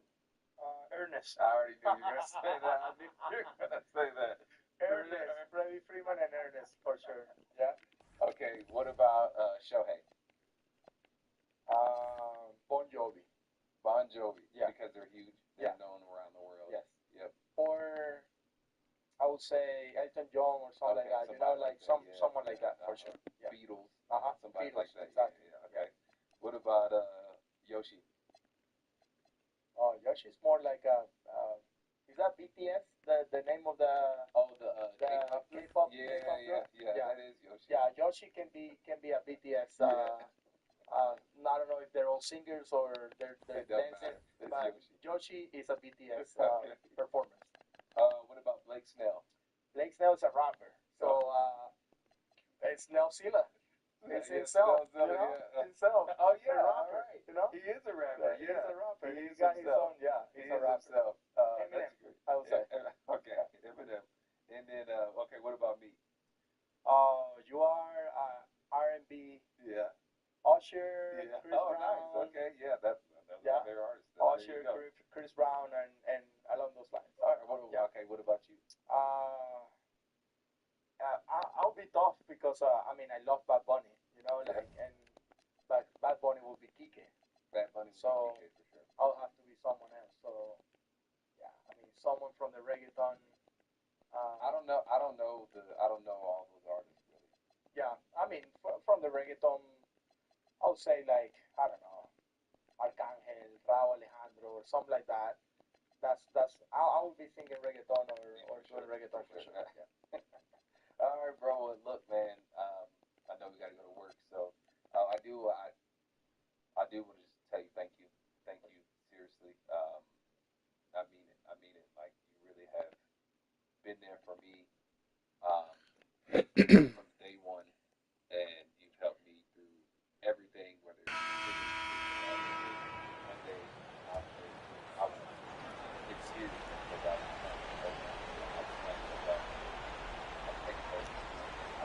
Here's Denton. Driving in. And he finished the one-handed jam. He got Hanson. And it's Meeks in at the two-spot. So that's the Hornets' final. Listen, we know this guy has got a solid offensive arsenal. You gotta stay on top defensively. Now, here's Parker. Here's Simmons. Okay, two hands for Simmons. That's why you draft a senior, bro. That's right. He was ultra safe with that jump. You took a risk.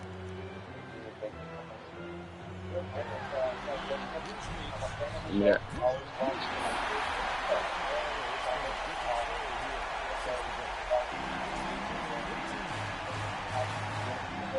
So it's like culture that I just want to say that everybody that does the second defense personality when it comes to social Here's Meeks socializing to with the people inside. that can And Parker with the block. take people And it goes out over. of the arm. I know There's that Hoover. is going to come in the future and he's going to really enjoy it. And I just want him to know that I'm not going to stop him because he doesn't have nothing. So I'll grab a bongo and my thumb and I will go and play long ball with you and Pass to Hansen. do everything I can do. Just 5 on the clock. For Count it in the Houston Rockets. Just 12 on the basket in front of him. Jameson, the screen. Down low.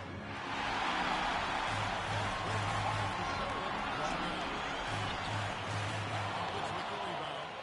Mullins got his 5th rebound in this one. Maybe could have tried for a more memorable dunk than that one. And we know he's capable of those memorable ones. Here's Copeland. Launches it. Rebound by Parker. Parker's got his 7th rebound here tonight.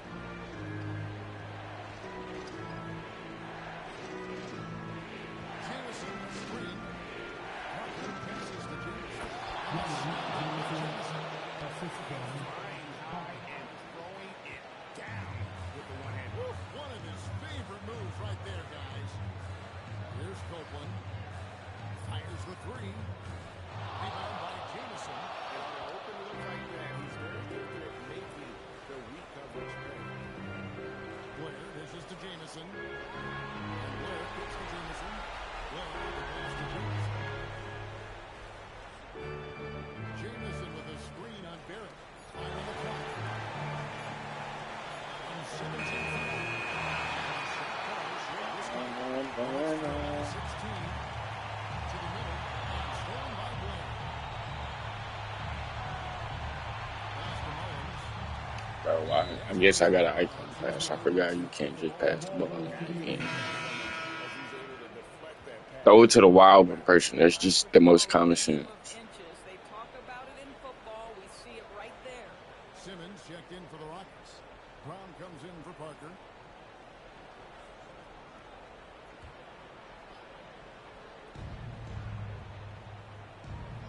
Blair with it. They're going to turn it over.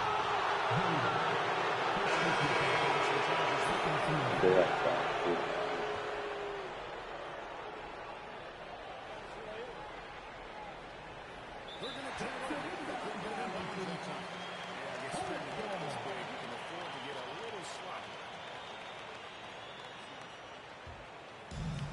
Hornets have gone. 4:10 here in the final period. Not the time to go cold. Releases from the top of the key. He buries it. Rockets lead by 14. Parker left side. Simmons inside. Oh, yeah, he's 7 OP. for 11 and continues to look good. After This is an the type of ice-cold singer start to this game, he is pouring it on here in the I second need it in half. my players. To the paint. Nice pass. Handed it out perfectly to the layup. I'm surprised he didn't have one shot because he's been that good. You have to take control now and get them up. Misses from close range. Charlotte has gotten just 1 of 4 three-pointers to go down for them here in the fourth. Nice pass in here by Charlotte. Inside. Here's Hansen. On the clear-out top. This guy was able to connect from deep in the first half. Hasn't found the range since. Parker looking over the floor. To the middle. Simmons. That drops. And it comes off an assist from Parker. Parker's got 4 assists in the game. Hornets trail by 16. Here's Copeland. Pass to Coleman.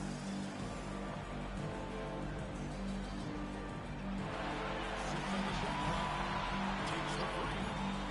Rebound by Parker.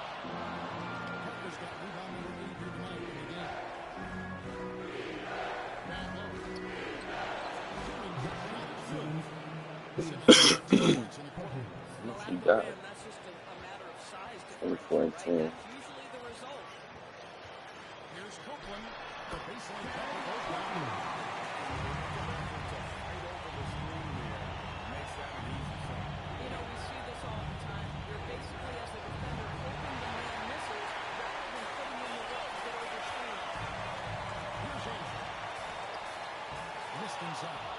Been a tough stretch for this guy right now, looking a little out of sorts. Now here's Boyer. Guarded closer. Comes in the lane for two. And it's coming easy for them right now. 5 baskets in a row in the paint. Hornets trail by 18.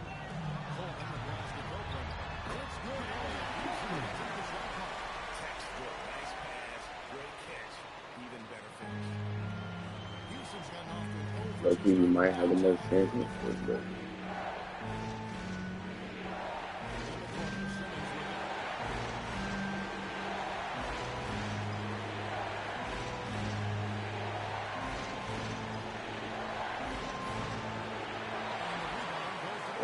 going. Here's Hanson. Fires the three. It's rebounded by Houston. Simmons had the last number here tonight. 11 boards for him. Simmons on the wing.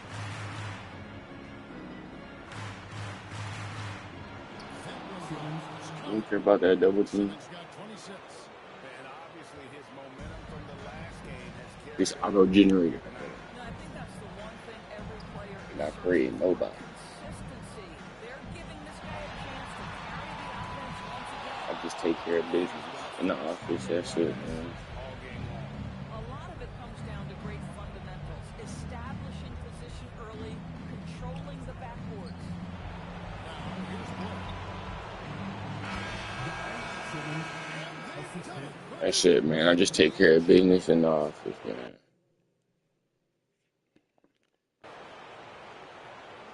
That's the end of the game. Oh, to be crowned a champion on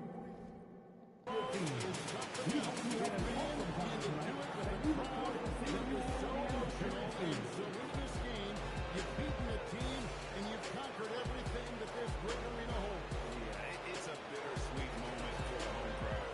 But our full credit to the victors and the amazing job they did to never lose focus or drive. And what this is the moment they've been working towards all season long. And even though they don't get to celebrate in front of their own fans, does not take away from the satisfaction. And we've enjoyed bringing you every minute of the action here on 2K Sports. Thanks for watching. We'll see you next season.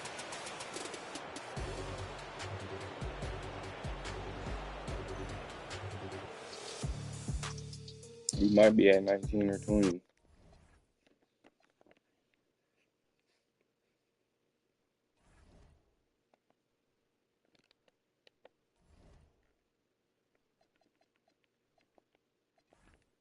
We go back to the regular fourth quarter.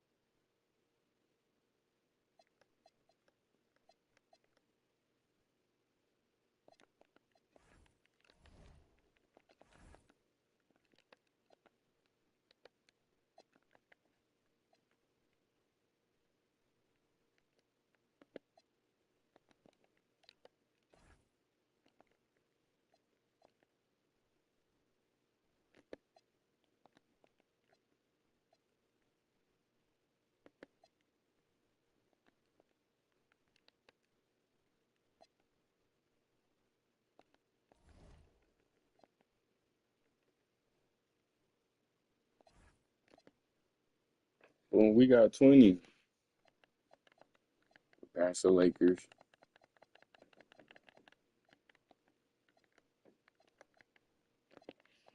Look,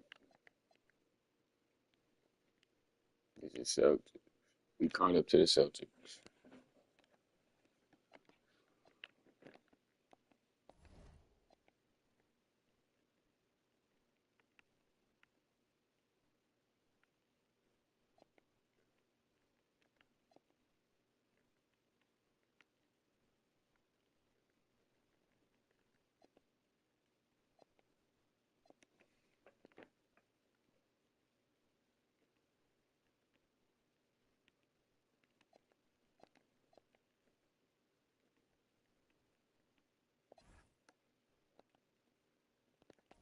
Bro, I forgot how to go to the.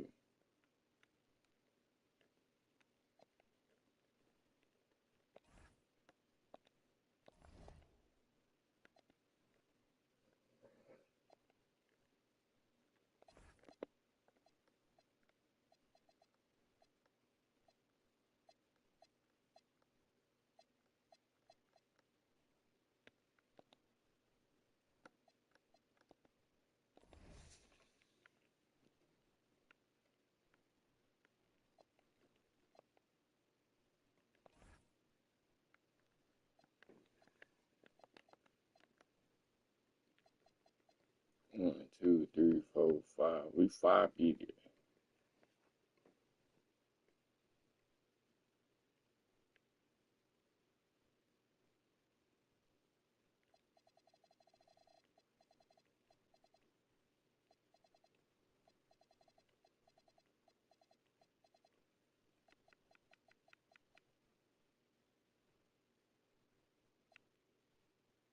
It's one, two, three, four,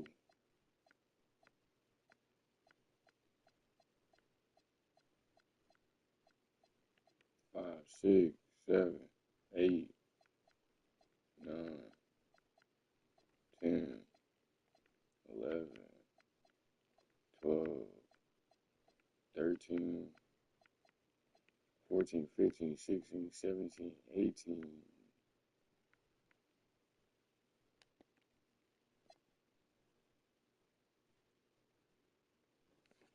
We won 18. I got 18 rings.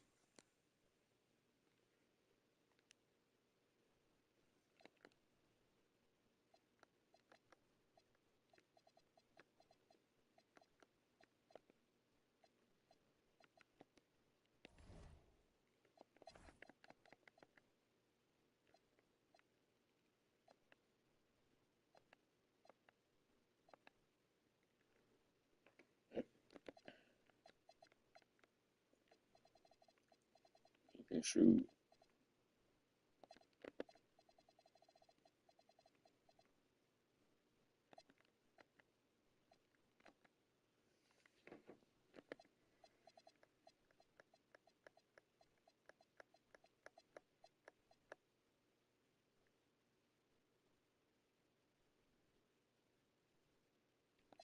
We just won 5 rings in a row.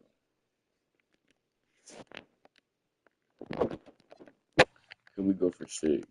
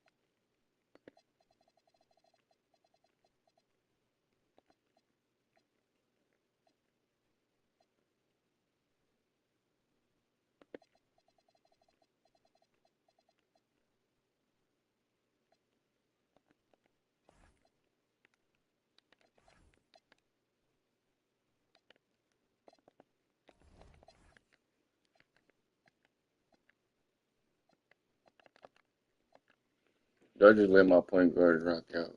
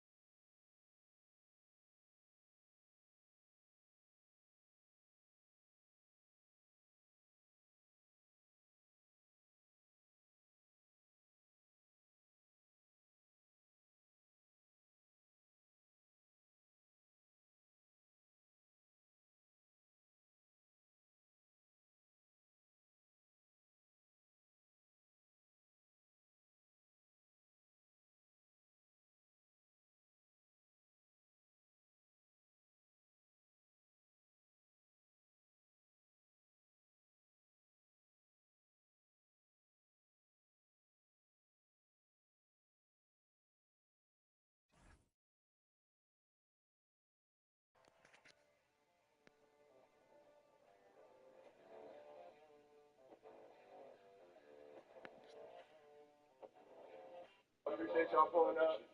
Looking forward to seeing you. This is gonna be the winner's court. That's gonna be the other.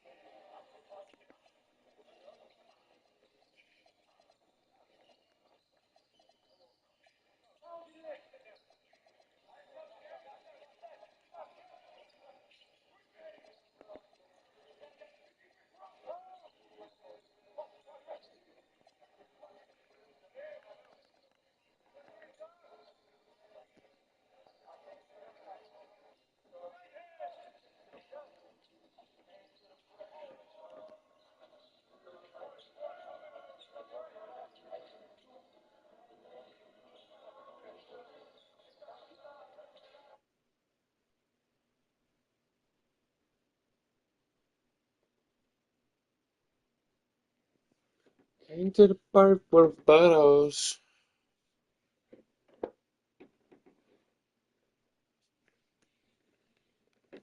And he went MVP.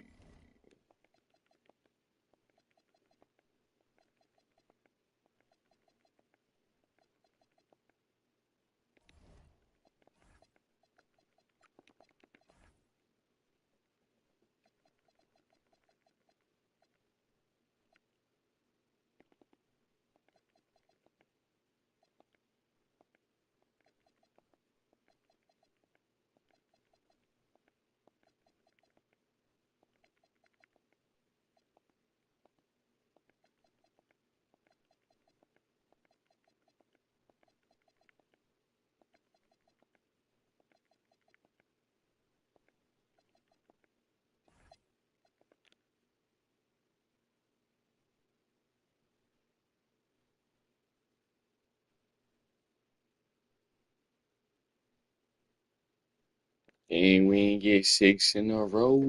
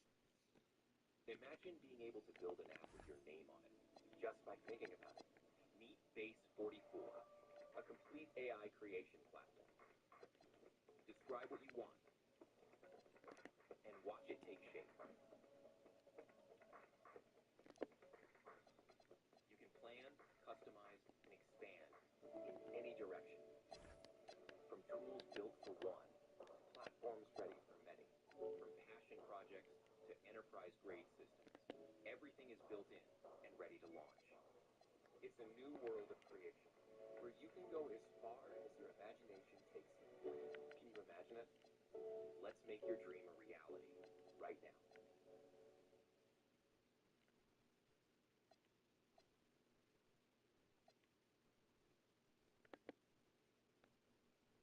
Flex your options with the new YouTube TV sports plan. Score over 30 live sports channels to watch Hail Mary touchdowns, last-second goals, and thrilling races. Get sports plan for only $54.99 per month in your first 12.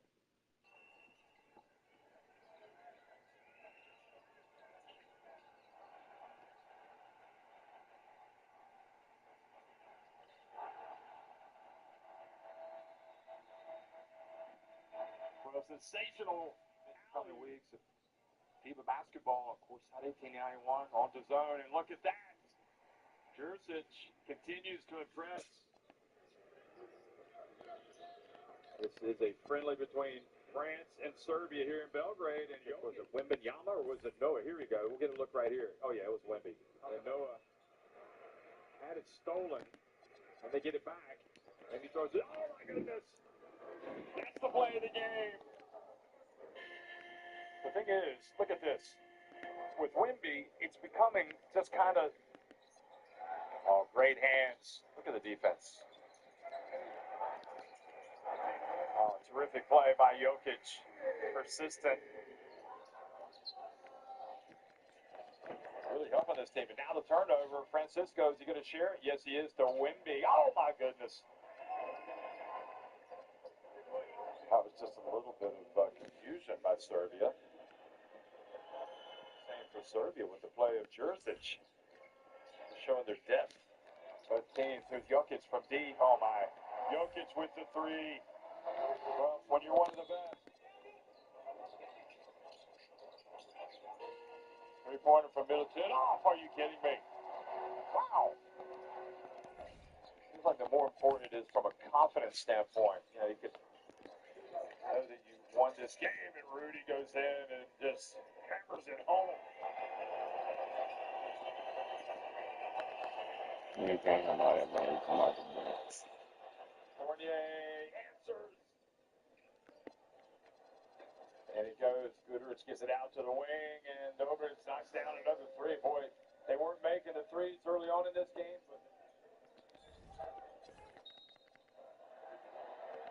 But they're going to count it. And one. Not a done deal at all. 4-2. Some tough games coming up.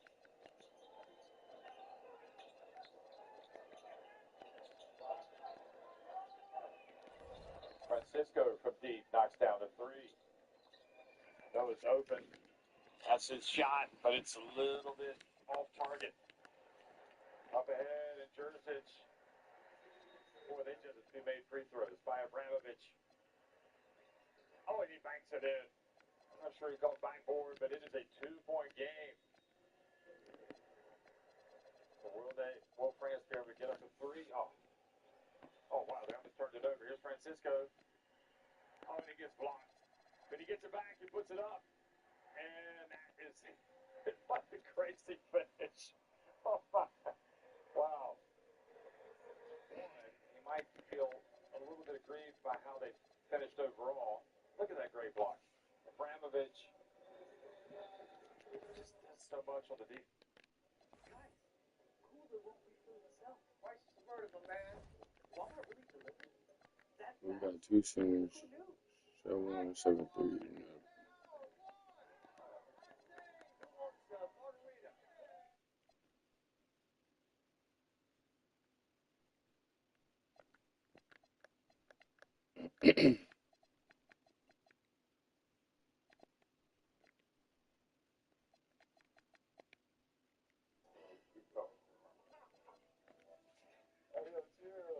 At just 25 years old, Will Anderson Jr. is already the NFL's highest paid non-quarterback ever. Can I get a monster, please? Sports Illustrated spent a day in Houston with the Texans superstar pass rusher to find out who Will Anderson really is, both on and off the field.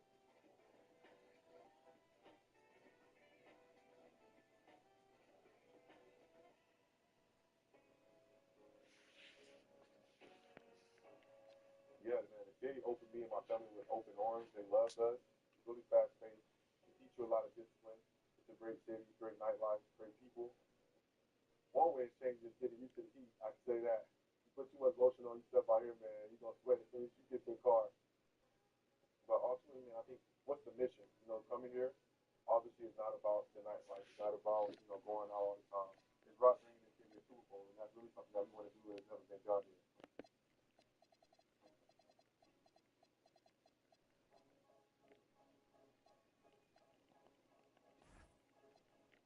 Mornings for Anderson start in the lab, working to get better. And on Sundays, he's training alongside the NFL's all-time single-season sack leader, Myles Garrett. It's unreal because he's a superhuman. Like, man, as you talk about somebody that has an incredible work ethic, discipline, and consistent, he taught me so much, and I see why he's so successful because he takes his craft very seriously. Like eating, working out, walking, stretching, all of those great things that you have to do to be a top player in the league, and he does that. But it gets really competitive too.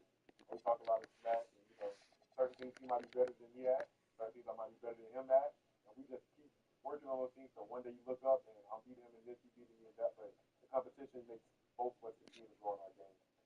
Like I'm almost as competitive as I am in football with this. Like I'm not gonna lie. I was on the boat recently with Miles, and it's way more competitive.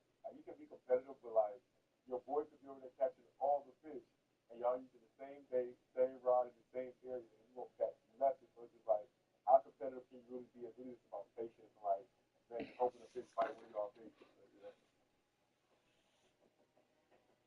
Houston was my first 30 visit. I mean, I fell in love with it. And I told my agent after that visit, I was like, man, okay, what you got to do? I want to be in Houston. So draft night come around. They take my boy Bryce to the Carolina Panthers first. And then CJ goes, Arizona's going to talk on the green screen. I could tell, like, me and Arizona, we didn't have the best relationship.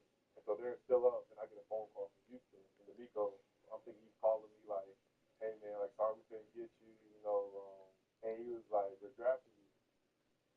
That was like the highlight of my night. Like I wanted to be there. I wanted my family to be there. I wanted to tell these guys. I wanted to get coached by him. He just felt like a dream come true.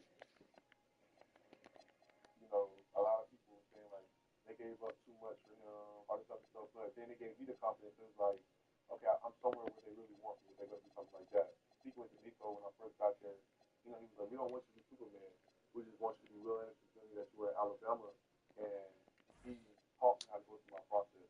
So every day just going through my process, enjoying that process, and taking the things to help me get to where I'm at now. Between workouts, the simple pleasures, like a stop at a favorite local coffee shop that keep real happy. We put some matcha right quick at a place my sister put me on to, Angle Line. They got this fire banana bread. I'm gonna try it. The game I can do a free schedule. I go over there and this for the past couple of if I say weeks since like OTAs and being back here. I come here after practice and I've been like obviously picking up cameras and stuff like that. I go in and learn about all the cameras I've been buying, just like all the different stuff. We just chill and listen to music. So I get a matcha, I get 2 pumps of vanilla syrup, honey, vanilla cold foam. Does it become healthy? It's still healthy. I don't know.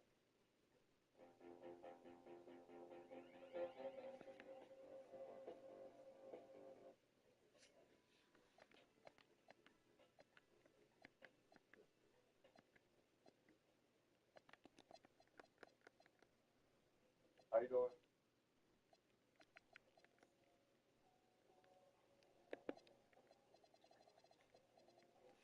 This banana bread I was telling you about. Ain't the banana bread good? How you doing? I'm doing good. Can I get a matcha, please? Ice. Gotta be ice. Can I do oat milk? Yeah, can I get 2 pumps of vanilla syrup, some honey? I'm gonna do strawberry cold foam. Alright. Now we wait. What you got, twin? You so healthy, bro. You getting a matcha too? You must be new. I've never seen you in here before. Oh, the research, no fun. Oh, I know where's that at? I'm very social, so I've also met a lot of great people just by naturally talking to them first. You know what I'm saying? Like they don't know who I am, no nothing. But I met a lot of people like that, which has been really great. And like, there's a bunch of great people down here. Yeah, I got a cane and that AE1 program, film camera, that I just picked up earlier this offseason. Instead of just being focused on one thing, it was so many different things in the picture that you can focus on. And I think that's what art is. I think that's what photography is. A lot of times, sometimes when you look at photography, look at art, people like to just zoom in on like just one little thing, but it may be the thing that's behind actually what everybody else is looking at. I can be taking a picture of you, but really I'm looking at this like white thing right here, like that's the big picture. So for me, like that's kind of what that picture does for me.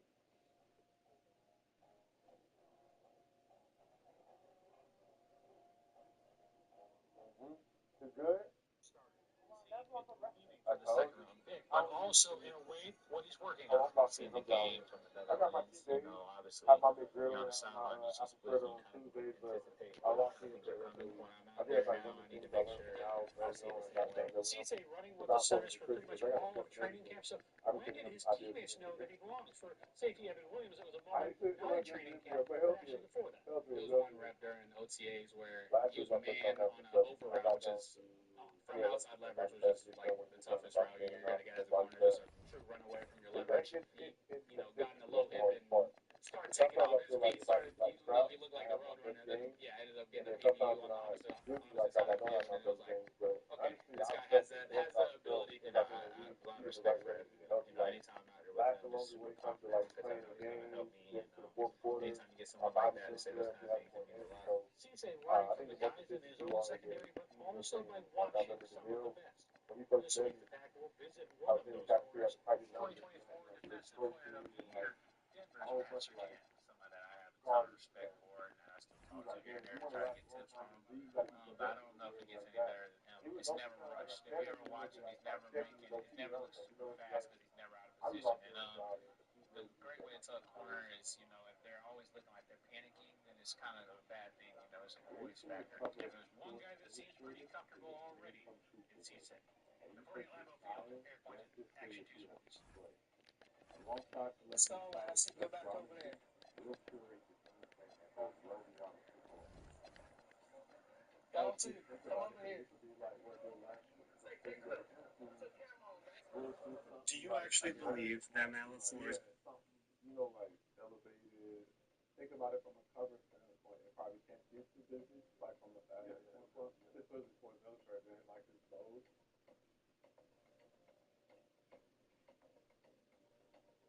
I know fashion has become a big part of your lifestyle and your brand. How do you kind of like get into that world? Yeah, so from a young age, my mom, she used to put me in polo all the time. And so I never dressed like the rest of the kids. The rest of the kids were like more like streetwear. And so I was always kind of like in a big alive, it was like an upscale polo. Because my dad wore polo a lot too. But my mom, I never forget the day she got mad at me because I told her I didn't want to wear polo no more. So it kind of came from there. And as I got older, I've always had a vision of how I wanted to look and how I wanted to dress. I thought I was turning 25 this year, and I was playing around with Dick. But it's like I love the look of looking clean, looking classy, looking still. You know what I'm saying? Like a grown man. So I love like button ups. I love slacks. I love like dress shoes, anything like that. First time I met Dick, man, it was just like we clicked instantly. He had a really great personality. His styles were fashion was through the roof. He's a really great dude. He takes the time to really learn your style, who you are as a person. I think it's a good thing that he does. He tries to connect your personality with your style of fashion to make it speak volumes for who you really are. And he's taking the fashion thing off for sure.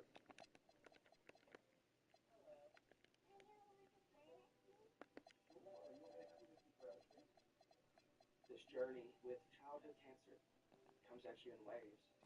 Every day we wake up knowing that our 2-year-old has cancer. It's tough to get through. The tumor is about the size of a baseball.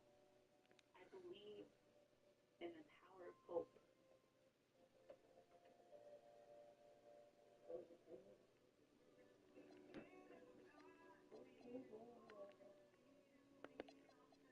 You know, when I'm in like my car or anything like that, I don't listen to a lot of rap music. Rap music don't really like that when I'm in my car. Unless I'm going out, like just like a free life, get ready. The vibe when I'm just driving, Drake for sure, hands down, Drake for sure. Something chill, something mellow, some bread, some Bryson Tiller, a little Snow Allegra, this here and there. I love 90s R&B. 90s R&B, like pants kind of ruined me with Nike line. So, Donnell Jones said I won't be coming home. All right, no. We don't do shows for free. You become the highest, the non-quarterback. Like, what's your mindset now, knowing that you kind of made this mark? The confidence is already there. I think now, like, I look at pressure as an opportunity. Like, it's an opportunity to grow, it's an opportunity to get better. And for me, yeah, the money's in my bank account, but the way I look at it is like, man, there's so much more left on the field. Because I'm only going into my fourth year, and I haven't even achieved everything that I wanted to achieve yet. How many sacks I can get in one season, breaking records, all those things are still out there for me. Because I'm such an early stage in my career right now. Was I planning on getting an extension? Like, that wasn't really a goal of mine, but through the hard work and consistency of being in this league, it showed up early for me. But you mean you talk about goals that I've just set for a long time to come into the league and do, man, it's right ahead of me and right for me to go take it. There's a stigma that comes with being quote unquote highest paid this that. What would you say the best and worst splurge you've had? The best and worst splurge I've had, probably the best one so far, has been able to take care of my family. Like I paid off all their debt, release stress, that they don't have to like go through anymore was great. I would say personally for me, I bought a Shelby that I really didn't want early on in my career. I was like, I got the bread, I can buy whatever I want. Having to sit that low and then pull myself out of the car, like I was like, no, bro. So I just traded it back in. Probably my Maybach, and I'm gonna get a boat. My Maybach is probably like three something, not gonna lie. And that's my baby though. I drive it. My teammates be laughing at me. That's not even the car you're supposed to be driving. Like, bro, we ride so smooth, and I sat in the back. It kind of feel like you're getting in an airplane a little bit. So I don't want nobody else driving me around. I feel like that's a different class of like bougie. And I'm from the south. I ain't that bougie. I ain't bougie at all, man. It's that. Hey, yo, chill. In a city full of hidden gems, Will found his favorite spot to kick back and relax when he's off the field. I'm a back end type of guy. I don't know about everybody else. Because you want to know who told me to always back in? Brad. Until he gave me a scenario like, if something happens, you just be able to get in your car and go. You just never know what's going to happen, bro. He said, as a man, you got to back. As a man, you got to learn how to back up, bro. Shout out to Brad.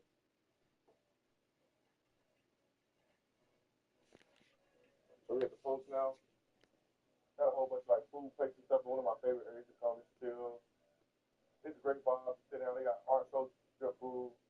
They got this hot dog place called Yo-Yo's Hot Dog. Fire. I was proud about the post. So I really got a photo shoot here with the section. So we was on the opposite side. We was gonna go next. And I think I walked in here like when I was leaving or like that. And one day, me and my sister, we did this thing where we like try almost everything here. But we didn't eat everything. I promise we didn't eat everything. Personally, my favorite place this spot was the best burgers in Houston. I get that double good. I get a double patty, though. I don't get a single patty. Rank, can you see this? You need to call Johnny's Burger, bro. They just got the World Cup here, so they just put this TV up here. And they just opened this up, too. Yeah, for the World Cup. They just did all this right here. Hey, you got to try these hot dogs. It's vegan. I'm not eating alternatives, I just want to know. You from New York. Don't be scared to get your hands dirty. Come on, you got to do it the Houston way. You're from New York, yo. It's like a chopped cheese.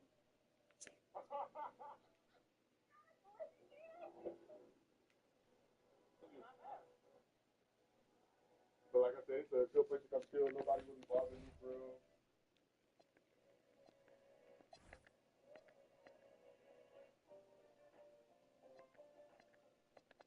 Ain't gonna lie, it's a little hot, you know.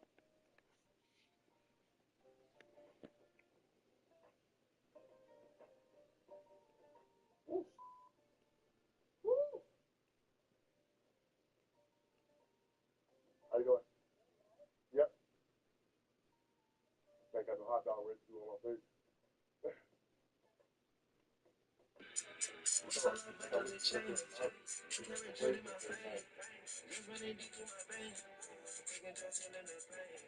Some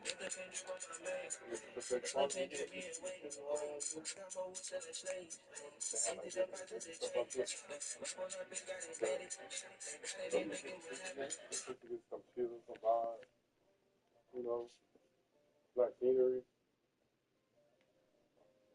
This Texas transplant has clearly found a home with Houston. And if Will continues on his current trajectory, his name will surely ring bells throughout this city for years to come. Being around Miles, you know, he has his body, and appreciate y'all. Yeah, this is my first time doing something like this. You guys are so easy. I don't really do a lot of battle on it. You can put that in the future. Watch baseball all season long. Catch the action live with game day features like Stats View and more from the best seat in the house. YouTube TV. Try it free. Terms apply. Cancel anytime.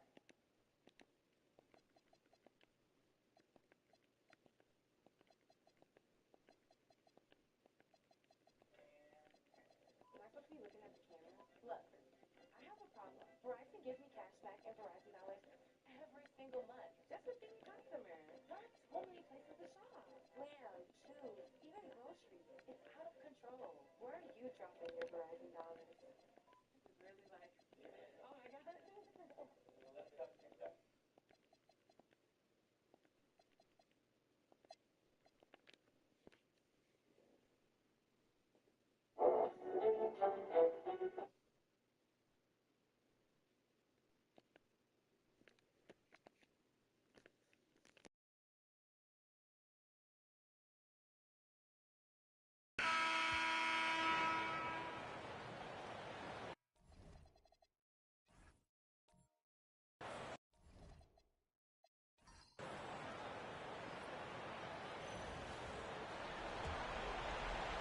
Houston leading by 23.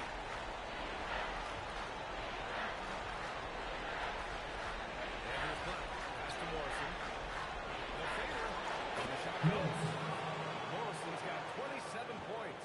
How do you stop a good fadeaway jumper? That's a trick question. Yeah, no. And for the Rockets. And it's Jameson in at the four-man position. Away team foul. Black. Quick personal foul. First team foul. Let's get a quick check of the scoring breakdown here for the Rockets.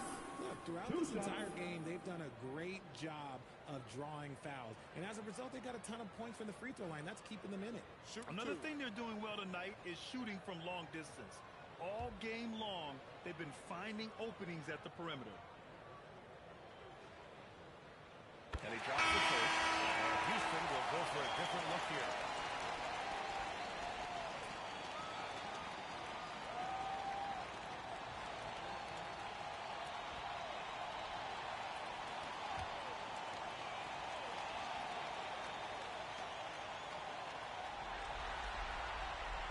He's off on the second. And they're up considerably because of their efforts on the glass. To the inside. And the basket by Carl. Carl's got his first 2 points. That is a perfect placement of that dime. Just guided it right to him. Pass to Malone. Here's Meeks.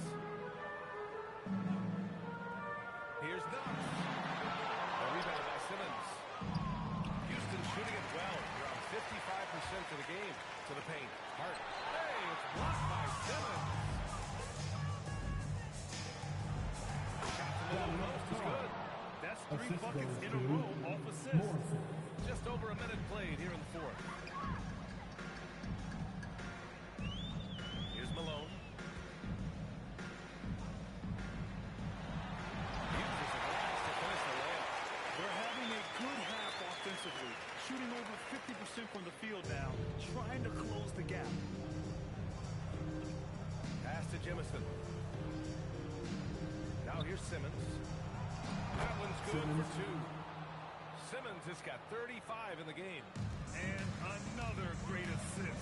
The offense is really clicking now. Here's Malone. Shot clock at 6.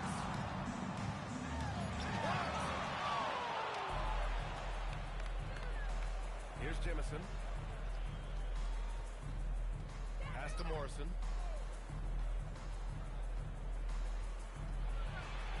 To the left side wing. Launches it. And it's Meeks with the rebound. Meeks has got 7 rebounds in the game.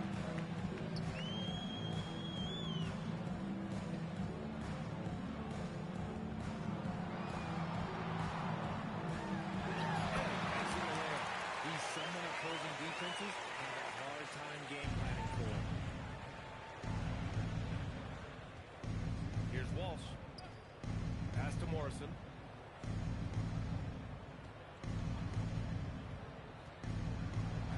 Uses the glass on the layup. Morrison's got 29 points. The offensive success is due in part to his quality shooting. He hasn't wasted too many looks. Here's Knox.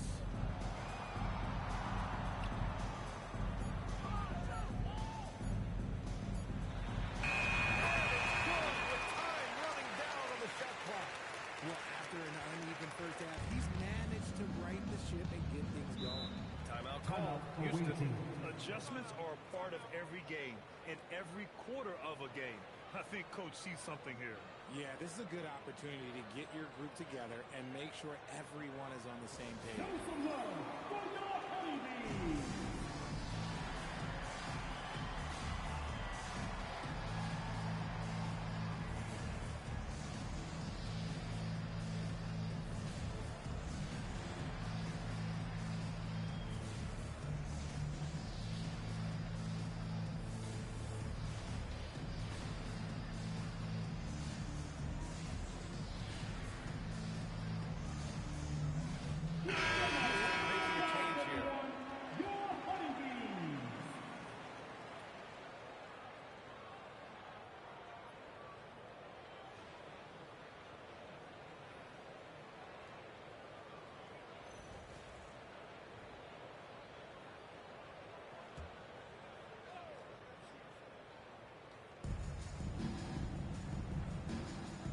Fourth quarter of play, and over 3.5 minutes have gone by now. They puts up a 3. Jimison's shot is off. And even though he hasn't been himself and hasn't affected his team too much, they still got the lead. Clock at 6. Puts it up in 15. Again, shot. All of a sudden, he's balling. Halftime adjustments successful so far. The Rockets have gotten 5 of their 7 shots to fall in this final quarter. Pass to Jamison. From deep. Big grab for a miss. Fires the 3.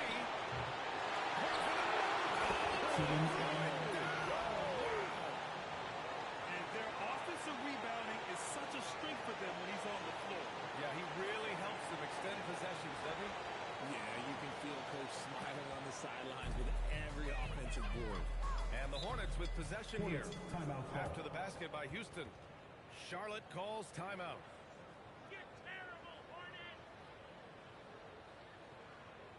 It's time to get down with your mascot.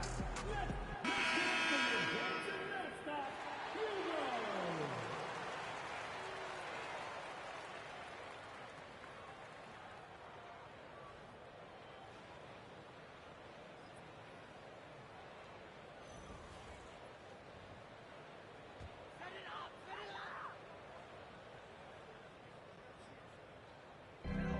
Pass to Norris.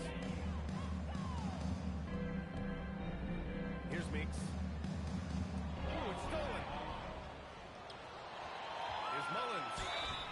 And he got the whistle on the way up. So he'll be headed to the line for a pair. First team foul. Yeah, good whistle there.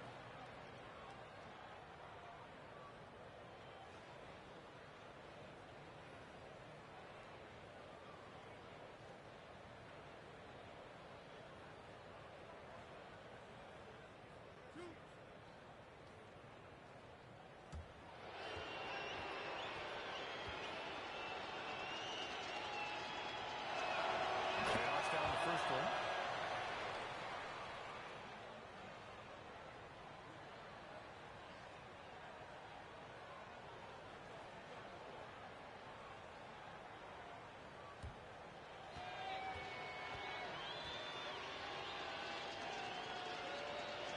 He's perfect from the line this time. For Charlotte, they've gone 4 of 7 from the field in the fourth quarter. Here's Knox. Pass to Meeks. 5 to shoot. Here's Knox. There's the triple. Rebound by Simmons. Houston has got nothing to fall from outside the arc here in the fourth. 0 for 4. Driving inside. Morrison's shot is good. Morrison's got 6 in the quarter. And just not letting up at all. I mean, you have to love this approach. You want to get the ball to the guys who make plays. This is when good players really get after it. He can sense that they're real and he's trying to put his foot on the pedal. Here's Knox. Charlotte, no good that time either. Defense kind of rolled the dice there, and I'm a little surprised that it ended up going their way with the miss. Out to the wing. Here's Morrison. The baseline J. The shot won't fall. Decent lift from mid-range. You always have to take that shot to keep the defense honest. Pass to Knox.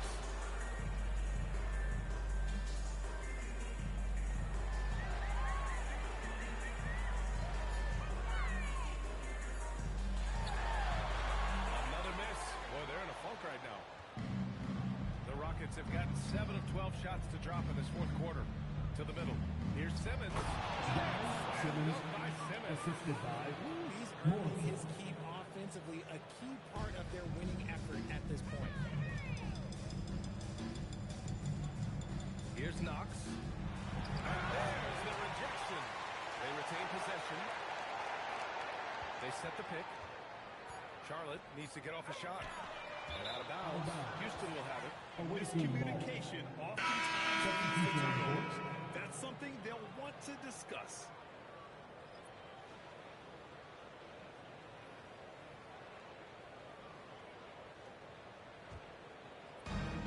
For Houston, they've gotten 8 of 13 shots to find the basket in the fourth quarter. Outside Covington. Pass to Morrison. It doesn't go for it. And the shooter has very little space on that attempt. I'm sure they'll think twice about shooting it against him next time.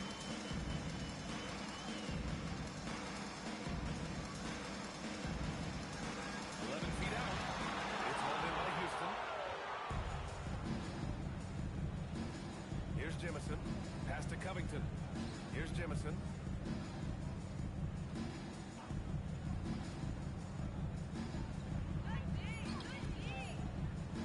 For 3, Covington. That shot missing. And for Charlotte, they're shooting 33%. This hasn't been their quarter. Picked it.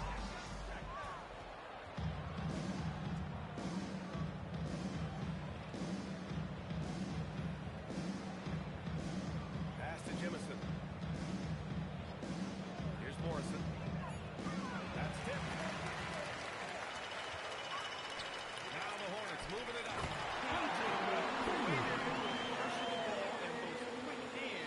That's what led to an open. And as soon as they got the steal, it was off to the races. This is the aggressive mindset that the coaching staff encourages them to maintain. Pass to Jemison. Shoots from the line. Can't get it to drop. The Hornets shooting a nice 50% for the game. It's hauled in by Houston. Orland's got 10 rebounds here tonight. So active. Outside Covington.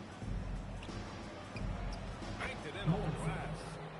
Morrison's got 14 points here in the second half. And his fantastic performance from the last game has carried over to tonight. He's just riding the wave of momentum right now, getting to his spots and keeping things simple on the offensive side. Here's Finley. Gets a very good look. Gotta fight harder to get over those screens. Yeah, as soon as these guys feel contact, they are just disappearing like they're not even there. You gotta show some fire and keep defending. Here's Wingate. Out to the right wing. Houston working the ball around. Here's Morrison. The rebound by Pickett. Coaches own empty possessions. You got to be able to hit the easy ones. Inside. And there's a minute 45 left in the final quarter. Pass to Covington. Here's Jemison. Down low. The three ball. And he drains it. They get 7 for 15 for the day. That's going to do it for this game. These teams, the entire season, what an unbelievable journey. It'll be a hoisting of the Larry O'Brien for the Rockets. They made the most of the extra rebounds tonight. Helped them out a lot. Now, when you look at these teams, they're both great rebounding clubs. Any night, either one could have the advantage on the boards. And our season comes to a close tonight. They win the finals 4-2, putting this series away. And they get to celebrate tonight instead of starting to prepare for Game 7. What a night for this team, this city. And I just want to commend everyone in the league for a great season. You're not going to fool the officials too often on an illegal screen. That's a very avoidable turnover. You gotta focus on the details. There's 47 seconds left in the fourth quarter. Lets it fly from 18. It's nice they found their rhythm here, but the clock is just not their friend. It's a shame, really. If they'd been playing like this last quarter, they might be in a different situation right now. Here's Jemison. Inside. Moreland. No good again that time. Nice contest. High level of energy. That's how you play defense. Pass to Finley. Here's Meeks. Here's Finley. The rebound by Moreland. Here's Morrison. They've done it! They've won the NBA championship! Thanks for coming out to support your team. Make sure to get They home go safely on and the we'll see you road at the next and game. take care of business, and now the championship is theirs. To be on the road, to silence the crowd, winning the championship with all of it on the line. What an incredible performance. Hats off to this team. An incredible moment. You can see it in their faces. Forever known as NBA champions. And you can bet back home the celebration has started. Thanks for being a part of it with us all season long. It's the NBA on 2K Sports.